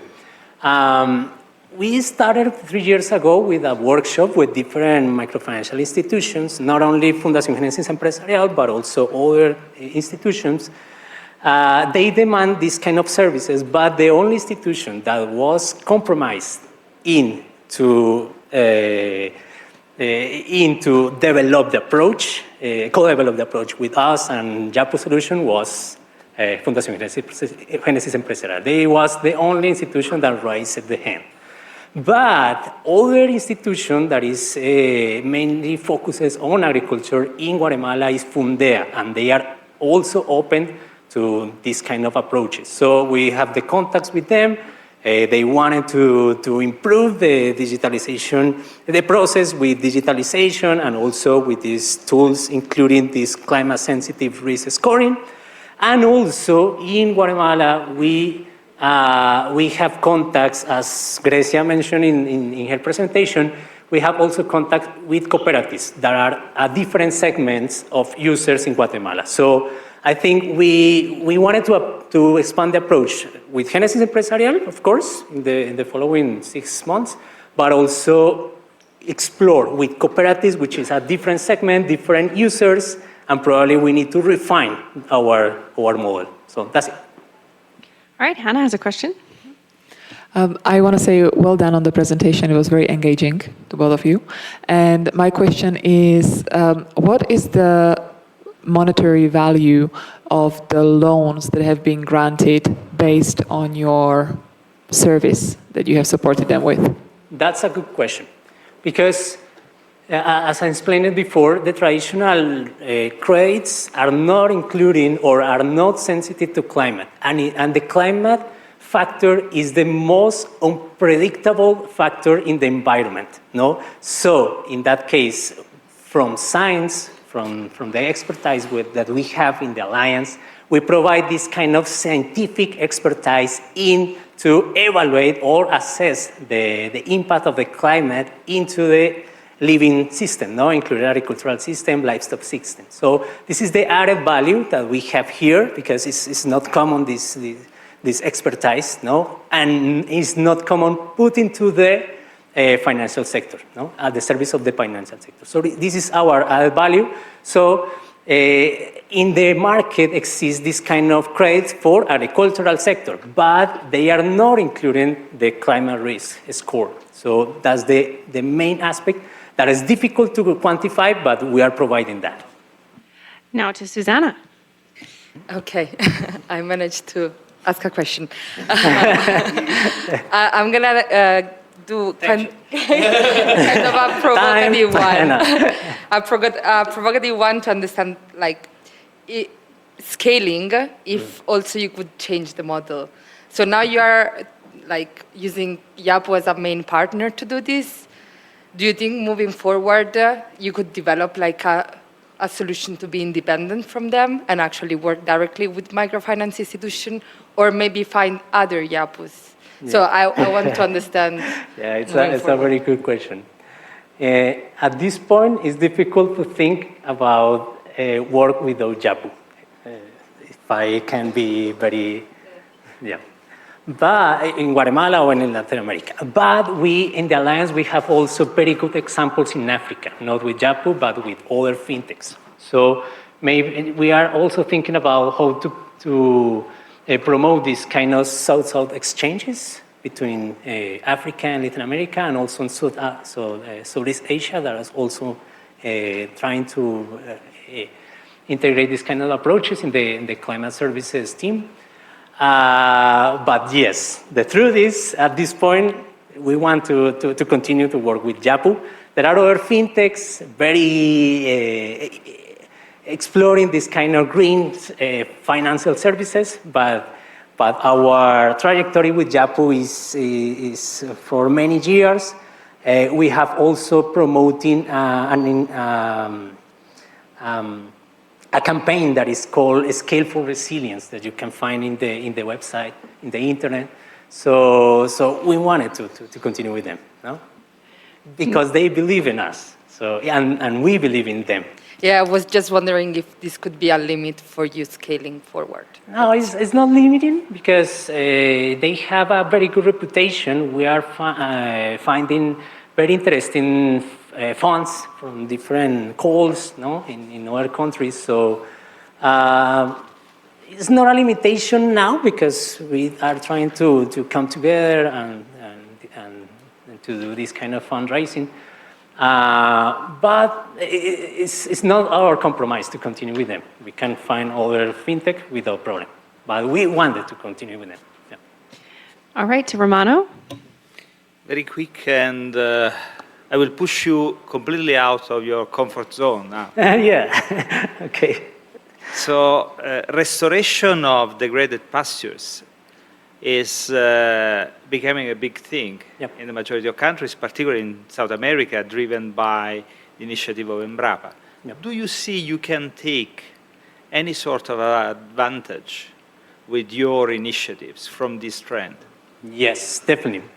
In fact, we didn't explain this in our presentation, but with Genesis Empresarial, we define a resilient road that includes different steps of practices. For more simple practices, for more advanced practices.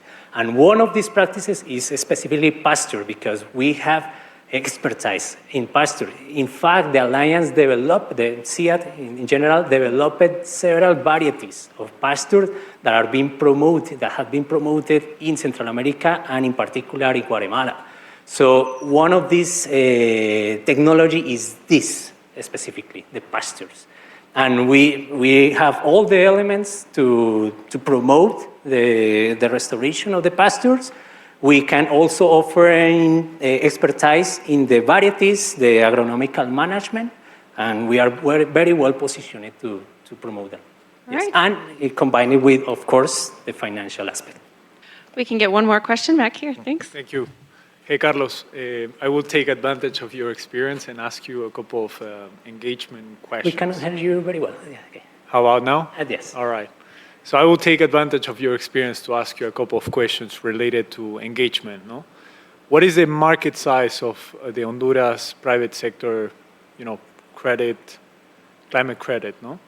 And how these secondary markets work for paper exchanges? Mm-hmm. I'm talking about the incentives that people have to monetize those type of credits. And the other question related to the stakeholders is that financiers are able to get a loss on this because climate change represents risks, and these risks can be huge in their portfolio of credit. No, mm-hmm. So are they willing to accept 20-30% of losses here? The yields are good. Mm-hmm. Yeah, again, I'm taking advantage of your experience here. Probably I don't have a complete answer to that, but let me answer your second point about the risks. No? Because, of course, we are working with living systems. We are trying to quantify the impacts of the climate changes, which are very unpredictable. And as you mentioned, the climate can varies every 1 year to another, no? So it's difficult to manage the climate information. But after many years, we have seen that one farmer or one livestock producers that can diversify his production is a more resilient farmer, no? So independently of the climate conditions, if the climate conditions are worse in 1 year specifically or not, if the farmers can access to money to invest in this kind of resilient practice, climate resilient practices, at the end of the day or across the years, the resilience increase, no? Without this dependence of climate conditions, no? So that's it. And you mentioned Honduras, I think? You mentioned Honduras? Yes. Well, I think Honduras, because there was an experience there, but Guatemala could be a good example too. Yes. In the case of Honduras, okay, we are mostly focusing on Guatemala because the dynamic that we had in the Livestock and Climate Initiative in the CGIAR portfolio, but Honduras is an expansion country that we are also thinking about it, no? So in Honduras, specifically, there are opportunities for coffee, specifically, because in the livestock sector, we don't have a lot of production of meat there, or milk there in Honduras. So we are thinking in other kind of agricultural sectors in countries like Honduras, but also in Colombia, no? So we are exploring that. Great. And with that, a round of applause for Scaling Resilient Finance.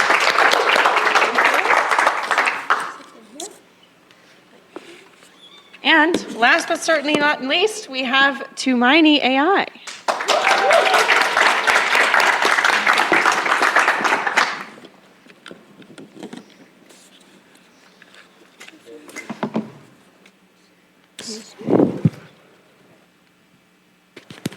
Hello?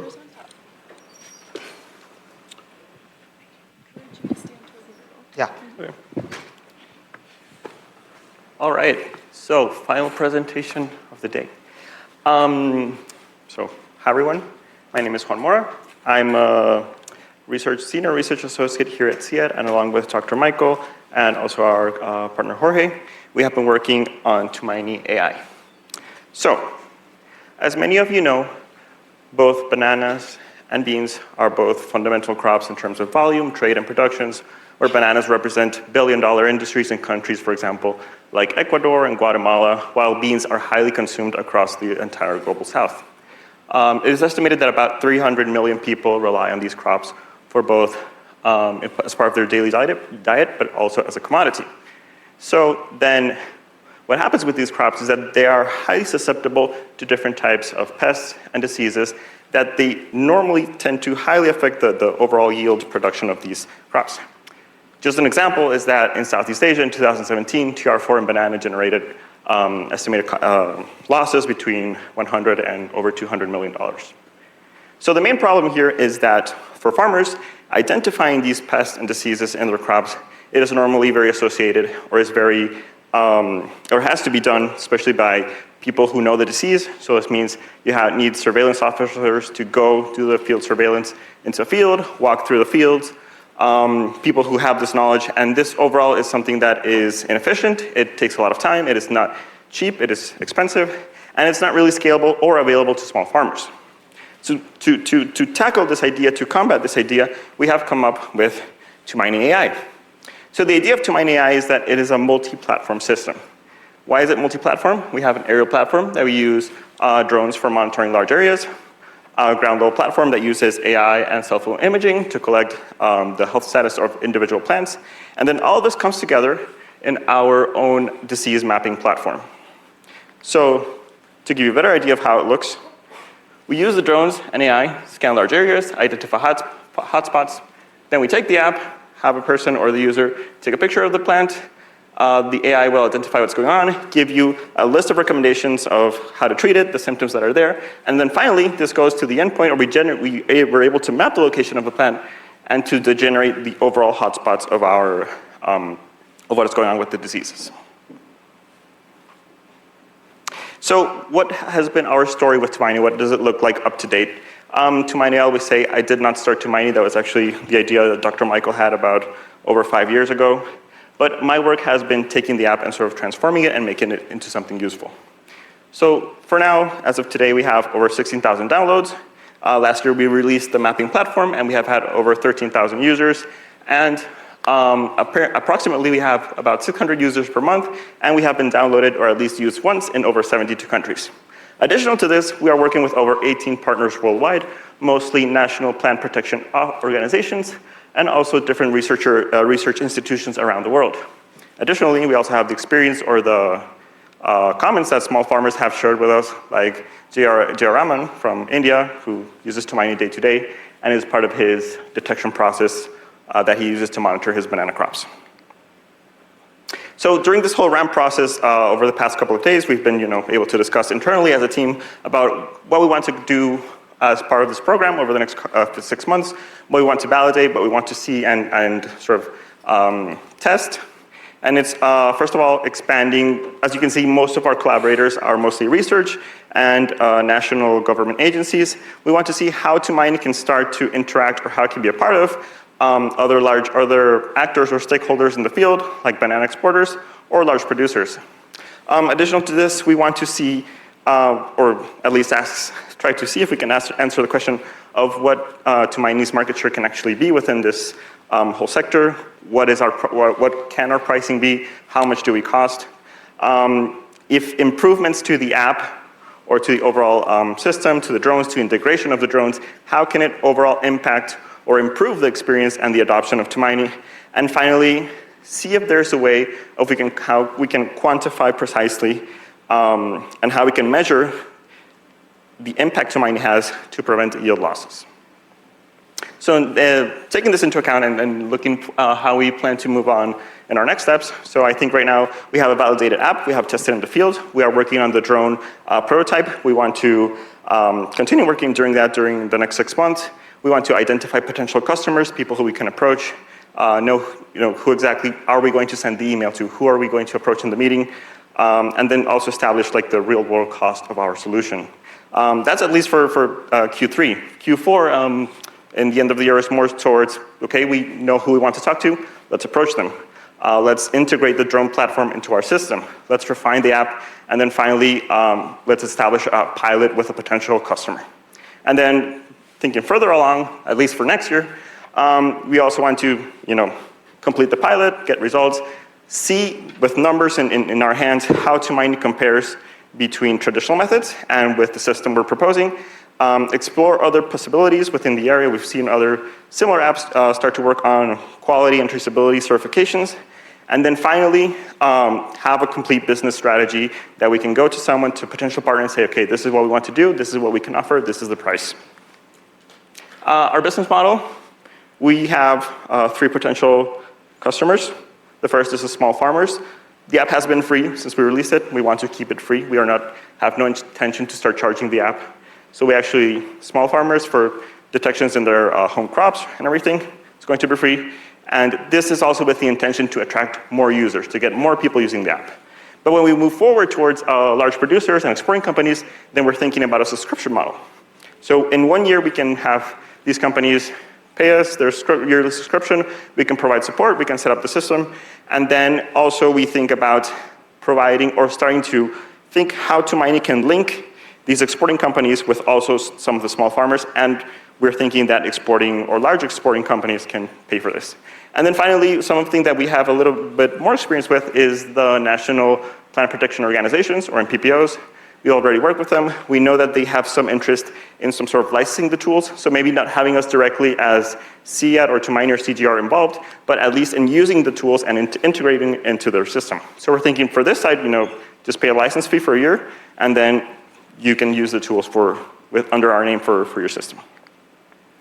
So to summarize, why Tumaini? I think there are right now a lot of tools that have very similar, or do very similar things in terms of disease detection using AI. But I think Tumaini, our strength is here, the research-based approach. We have some of the world's best scientists, best experts in bananas who have curated the data sets, who have given the best recommendations and the best management for the diseases, and we really think that's a plus. We also have the integration between aerial platforms and ground level platforms, drones and app. This is something that is not being done by other users. Our app is robust, it works online, it works without an internet connection. And finally, we also have done this with a lot of care. We've developed very specific models for very specific regions in the world and for very specific crops. And overall, this ties it into our mission and vision of, in the next 5 years, we would like to have at least 50,000 stakeholders who can benefit from the app and see a reduction of at least 11% in their yield losses. Thank you so much. Let's hear it for our final presentation of today. Congratulations, Tumaini. If you want to click it as well to the next one so anyone can give their feedback. But if you want to stand in the middle, we can take some questions to round off our venture showcase. Anyone, questions? Hi guys, well done for finishing off and really, really great as well. I'm interested there, you mentioned a couple of competitors towards the end. Do you know what user traction they have and how many downloads? Because obviously you guys are basing yours on science and saying that's great, but are you already competing with an app that's used more regularly by banana growers?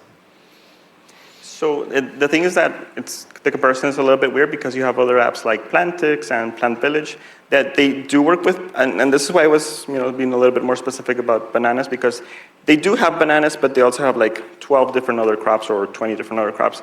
So maybe, and of course, if you have more crops, then your user base is potentially going to be larger. But so then that's why I do the comparison that maybe they do have a larger user base, they have more models and more data sets, but overall, I think the amount of research and quality that we've put, at least into these specific crops, gives us a plus. So I would like to add one more point. So we know that we have a lot of competition because this kind of disease detection app. The one unique point of Tumaini banana especially, we are not focusing only on leaf. You might have seen we have a leaf model, we have a fruit model, we have a root model, we have a cut fruit model. So we have entire package. We designed this app for traceability. So we are thinking, okay, someone want to export 1 million tons of banana. They want to check the bunch quality. That's very important, leaf quality and everything. So we designed the unique version. As he said, we have a specific model for each part of banana. First Fidel, and then I saw Romano, and then Christian. We got 3 lined up. It's a great innovation. How many questions am I allowed to ask? Well, we have about 7 minutes left. So all right. So first one, what does Tumaini mean? Tumaini means hope in Swahili language. All right. So we picked hope because we have a big hope. Perfect. Everyone need a hope in their life. So the second one, in between the free users, which will be the smallholder farmers, and then the paid companies, there is a lot of associative kind of gray zones, right? I wonder how you will be able to divide what is an individual free user, and then there's associations and cooperatives, and then there are companies, and how will you be able to differentiate in between them? Yeah. That's the second one. And the third one, really technical, the drones, can they be cost efficient? Like a small drone can be used for the model? Yeah, for your second question, I can bring some example from India. So India, usually the farmers used to work with farmers producer societies, cooperative societies. For example, 2,000 farmers linked to the cooperative. That cooperative will help for export. They will link with United Arab Emirates. So one of the example they are sending. So these farmers they will link with this company, export company. They will provide all the management practices, disease detection, everything. So I'm thinking that Tumaini can support the certification of the plant protection with a CIAT name because it's a trustable organization. If some private company is doing, we have a big name, CGIAR. So I'm thinking Tumaini can play a major role on that, the export. The third question of the drone, of course, I know before 10 years, the drone is very expensive. It's very expensive, and also drone policy is very strict, even in Colombia, right? Imagine in India right now, the women farmers, one of the program Prime Minister announced collaborating with donors called Drone Didi, which means women drones, kind of. So women farmers, they are training more than thousands of women farmers to drive the drone. So which is a huge change, the technical barrier. Even CIAT, I would say, in the CIAT, we start with one drone pilot. Right now, we have more than 50 pilots. We have an internal competition also. So initially, I start the drone, only one drone. Now, every program have a drone. Even communication, everybody have a drone. So that is the change. So when you go with a group of farmers, I would say, hello tractor. That's the best example how one tractor shared by different farmers. So one drone can be shared by a cooperative societies. They can manage the health decisions. Thank you. So, great presentation, great project. I'm missing something though in your business model. Yes. So, I think you are telling me that early warning on pests and diseases is useful for farmers and for plant protection organizations. Yes. But if I go on the other side, early warning means early ability to determine the forecast of the harvest that is useful for traders and transformers. Where are these guys in your model? That's a very good question. So one of the thing we have to link the climate data. That's one of the thing we want to work with CliMap. Someone mentioned also. So if you want to do some early warning system based on the disease, we map so far 100K GPS points. So that can be a starting point for early warning system.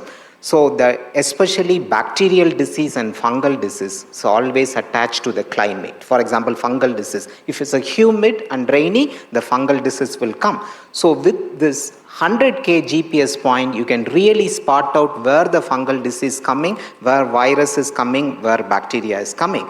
So with very quick inspection, you can really warning to the people, we found the disease may spread. Of course, the fungal will go with the irrigation water and air. Fungal spore will travel to air. So we can collaborate with regional climate station, right? Then the early warning system will be very useful to the private company, even regional scale to the country level. All right, we have Christian and then Susanna. There's about 2 minutes left, so let's keep it in mind. Quick question. So in your business model, have you considered working with upstream input providers like pesticides companies? Yes. Yeah, sure. That's one of the things who on me and thinking they can use our app for advertisement. For example, they found one disease, right? Fusarium wilt. So one big Bayer. So they will keep the recommendation, Bayer, recommendation A, you can use X chemical, this much ml, this. So we will tell to Bayer, okay, you have to pay for this advertisement. So it's nothing free, so you have to pay. So, and also you have to give this customers with a 10% off. Yeah, we can also negotiate the price. So who is using our app, they have to pay $100, but without app is maybe $150 or $120.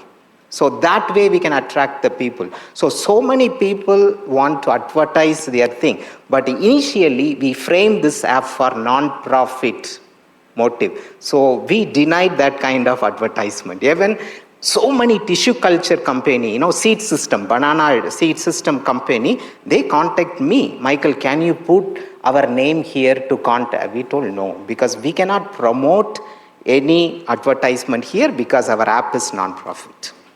Yes, thanks for your question. Susanna. Okay, thank you. I'll try to be quick. So I'm thinking about the drone part Yes. of your app that is still that you still have to develop.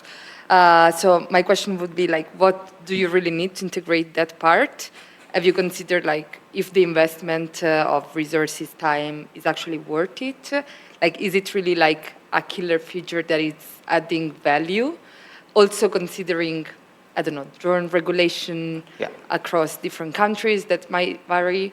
And also I'm trying to give you an approach where whatever you will add should be led by your customers, no? We heard about being customer-centric. So do you think that this will actually add value for your potential customers of exporters or MPPOs? Okay, can I answer this? Yeah.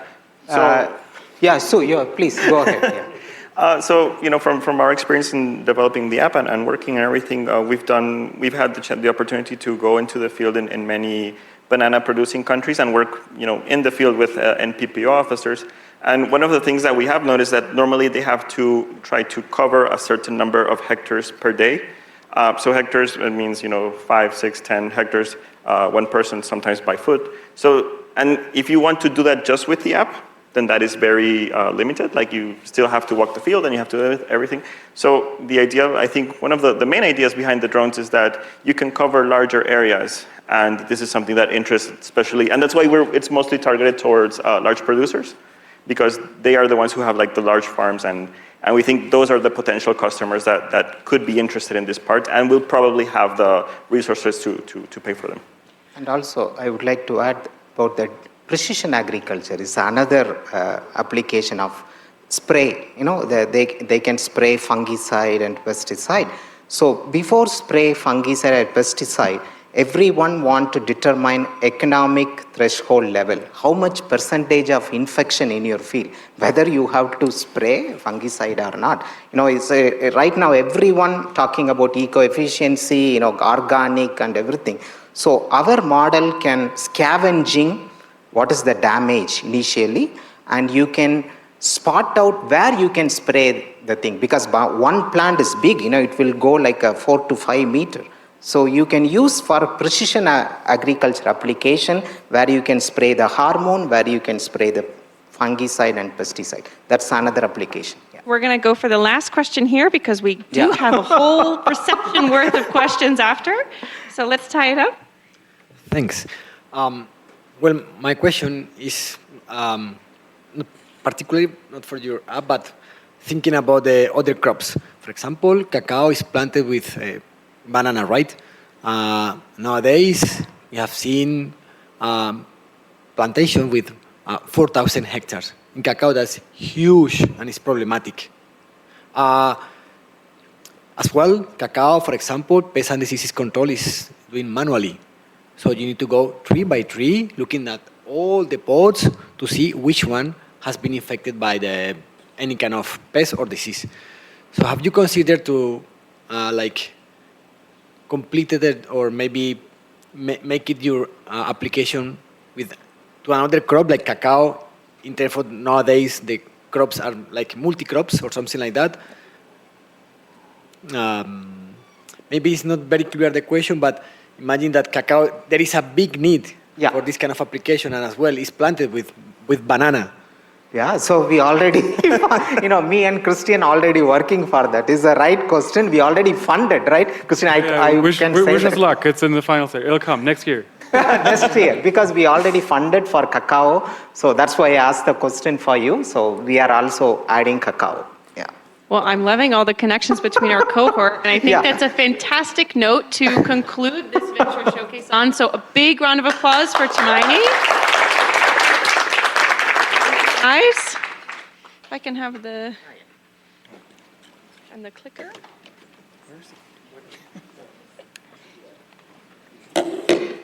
All right. You guys, we did it. I really want to congratulate the members of our cohort, and I want to thank everyone here in the room, our guests, our experts, everyone for contributing, asking questions, being curious, and really for the hard work of these innovators, because they've been through a gauntlet in these past 3 days. So as Marcela said in her introduction, we really want to encourage you to build with us. We're building in public, where we're co-creating these solutions, and we want to continue to be really committed and dedicated in these months to come. There's going to be a lot of work, but a lot of opportunities for growth, and a lot of opportunities to blaze the trail for the Alliance. I mean, we've never done a program like this before, to my knowledge, so we're going to find out a lot, we're going to learn a lot, and we can implement this and be really great success stories for the innovations to come next year, including that coffee and banana one in together. So now I would just want to welcome the Kindling team to give a few words on when we're going next, and then it'll be time for a little celebration to continue the discussion. Thanks. Thank you so much, Megan. Hi, everyone. So to people on the live stream, I'm James Woodhams from Kindling. I've been helped delivering with my lovely colleague Frida and the wonderful team from the Alliance, and it's been brilliant to be here. But first of all, to the teams, well done. Give yourselves another massive round of applause. This has been an intense 3 days, and I do this stuff a lot. So this has been wonderful. But to see the growth of where you guys have come from that first meeting, to see you really ask yourself some tough questions about what actually is your business model, what actually is your customer, and actually having to do a lot of thinking around that, and not just going back to thinking, well, we could do this, we could do that, and actually really delicately thinking through what iterations you need to do in this 3 days has been phenomenal. And seeing that then, is the progress, even just from this afternoon, it's unheard of, really. So well done. Now, one thing to keep in mind is this is just the beginning. So if you think how much you can do in 3 days, how much can you actually do in 6 months? Not at this intensity level. No, I think you should do it at this intensity, don't you think? I think so, to really get there. So if you think about what you can do, think about all the things through market validation you can learn that can build your business model, to refine it, to refine, to refine. And just also some of the things that are coming up there. Just because we're not for profit doesn't mean you have to be not for loss. It means you have to be not for loss. So how can you find different income streams to really make sure that you move yourself through the next levels? We've had some brilliant speakers from industry across the days. This idea of bootstrapping is really important. What's the minimal thing I need to give my customer what they want? And how can I quickly get there to make sure that the iterations are making there? And we just learned that Tumani means hope, right? We always need to keep a bit of hope, but we need to attach hope with vision. And with hope with vision, with some clear, actionable actions. That wasn't the best English, but actionable actions, let's go with it. It's a long day. It's been a long day. It's really important. So keep that hope that you came with at the beginning of this. Just combine it with those insights and iterations you're going to do to push forward over these next 6 months. We're going to be with you all the way, and I can't wait to see what you guys produce change the world for the better. So thank you, and I'll hand over to Frida.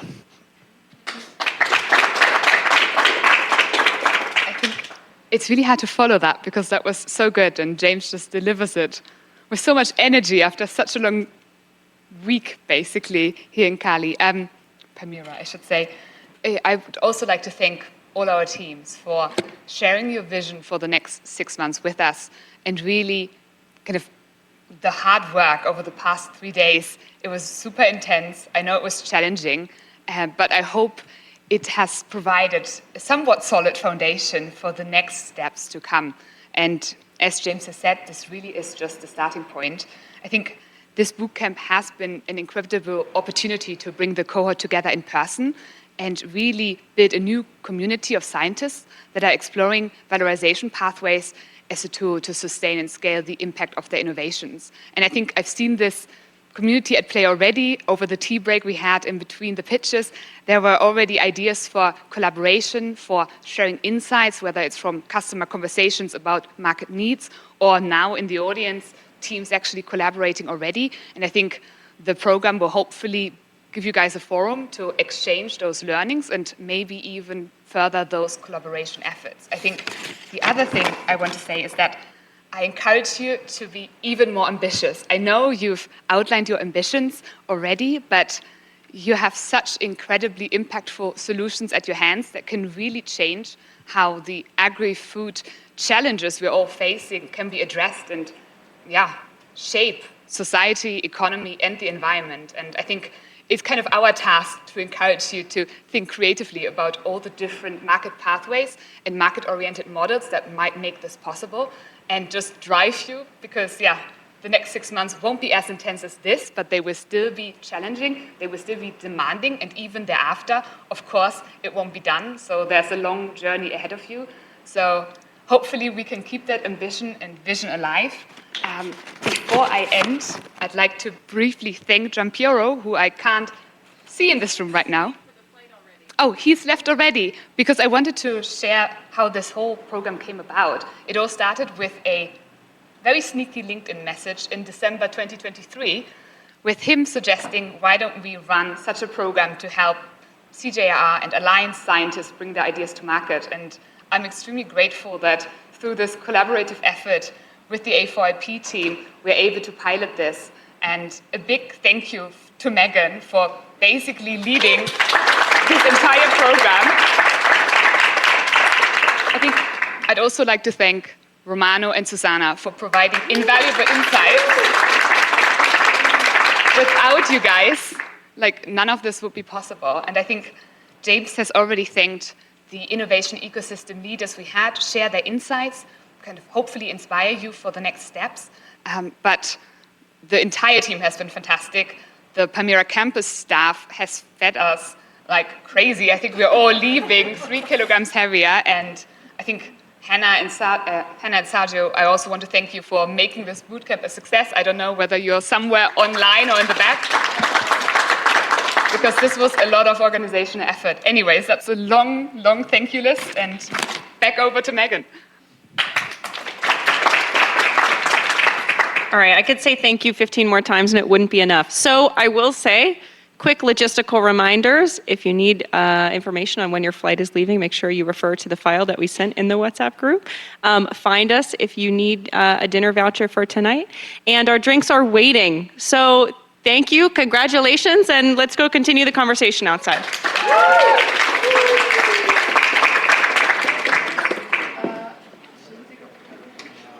Hi. Just kidding. We're going to take a group photo of the teams if you can join us. And we did this yesterday, so we know how to be quick about it, right?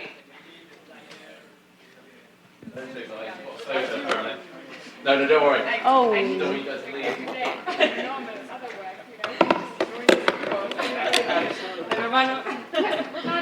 Yeah, so I need my copy of Romano. Just keep me on.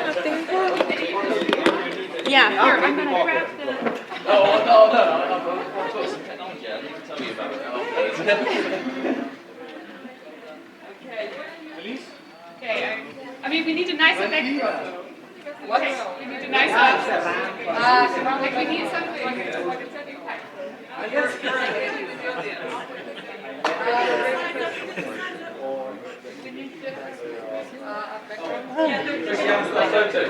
Photo quickly. All right, guys, you got it. Okay, thanks. Sorry.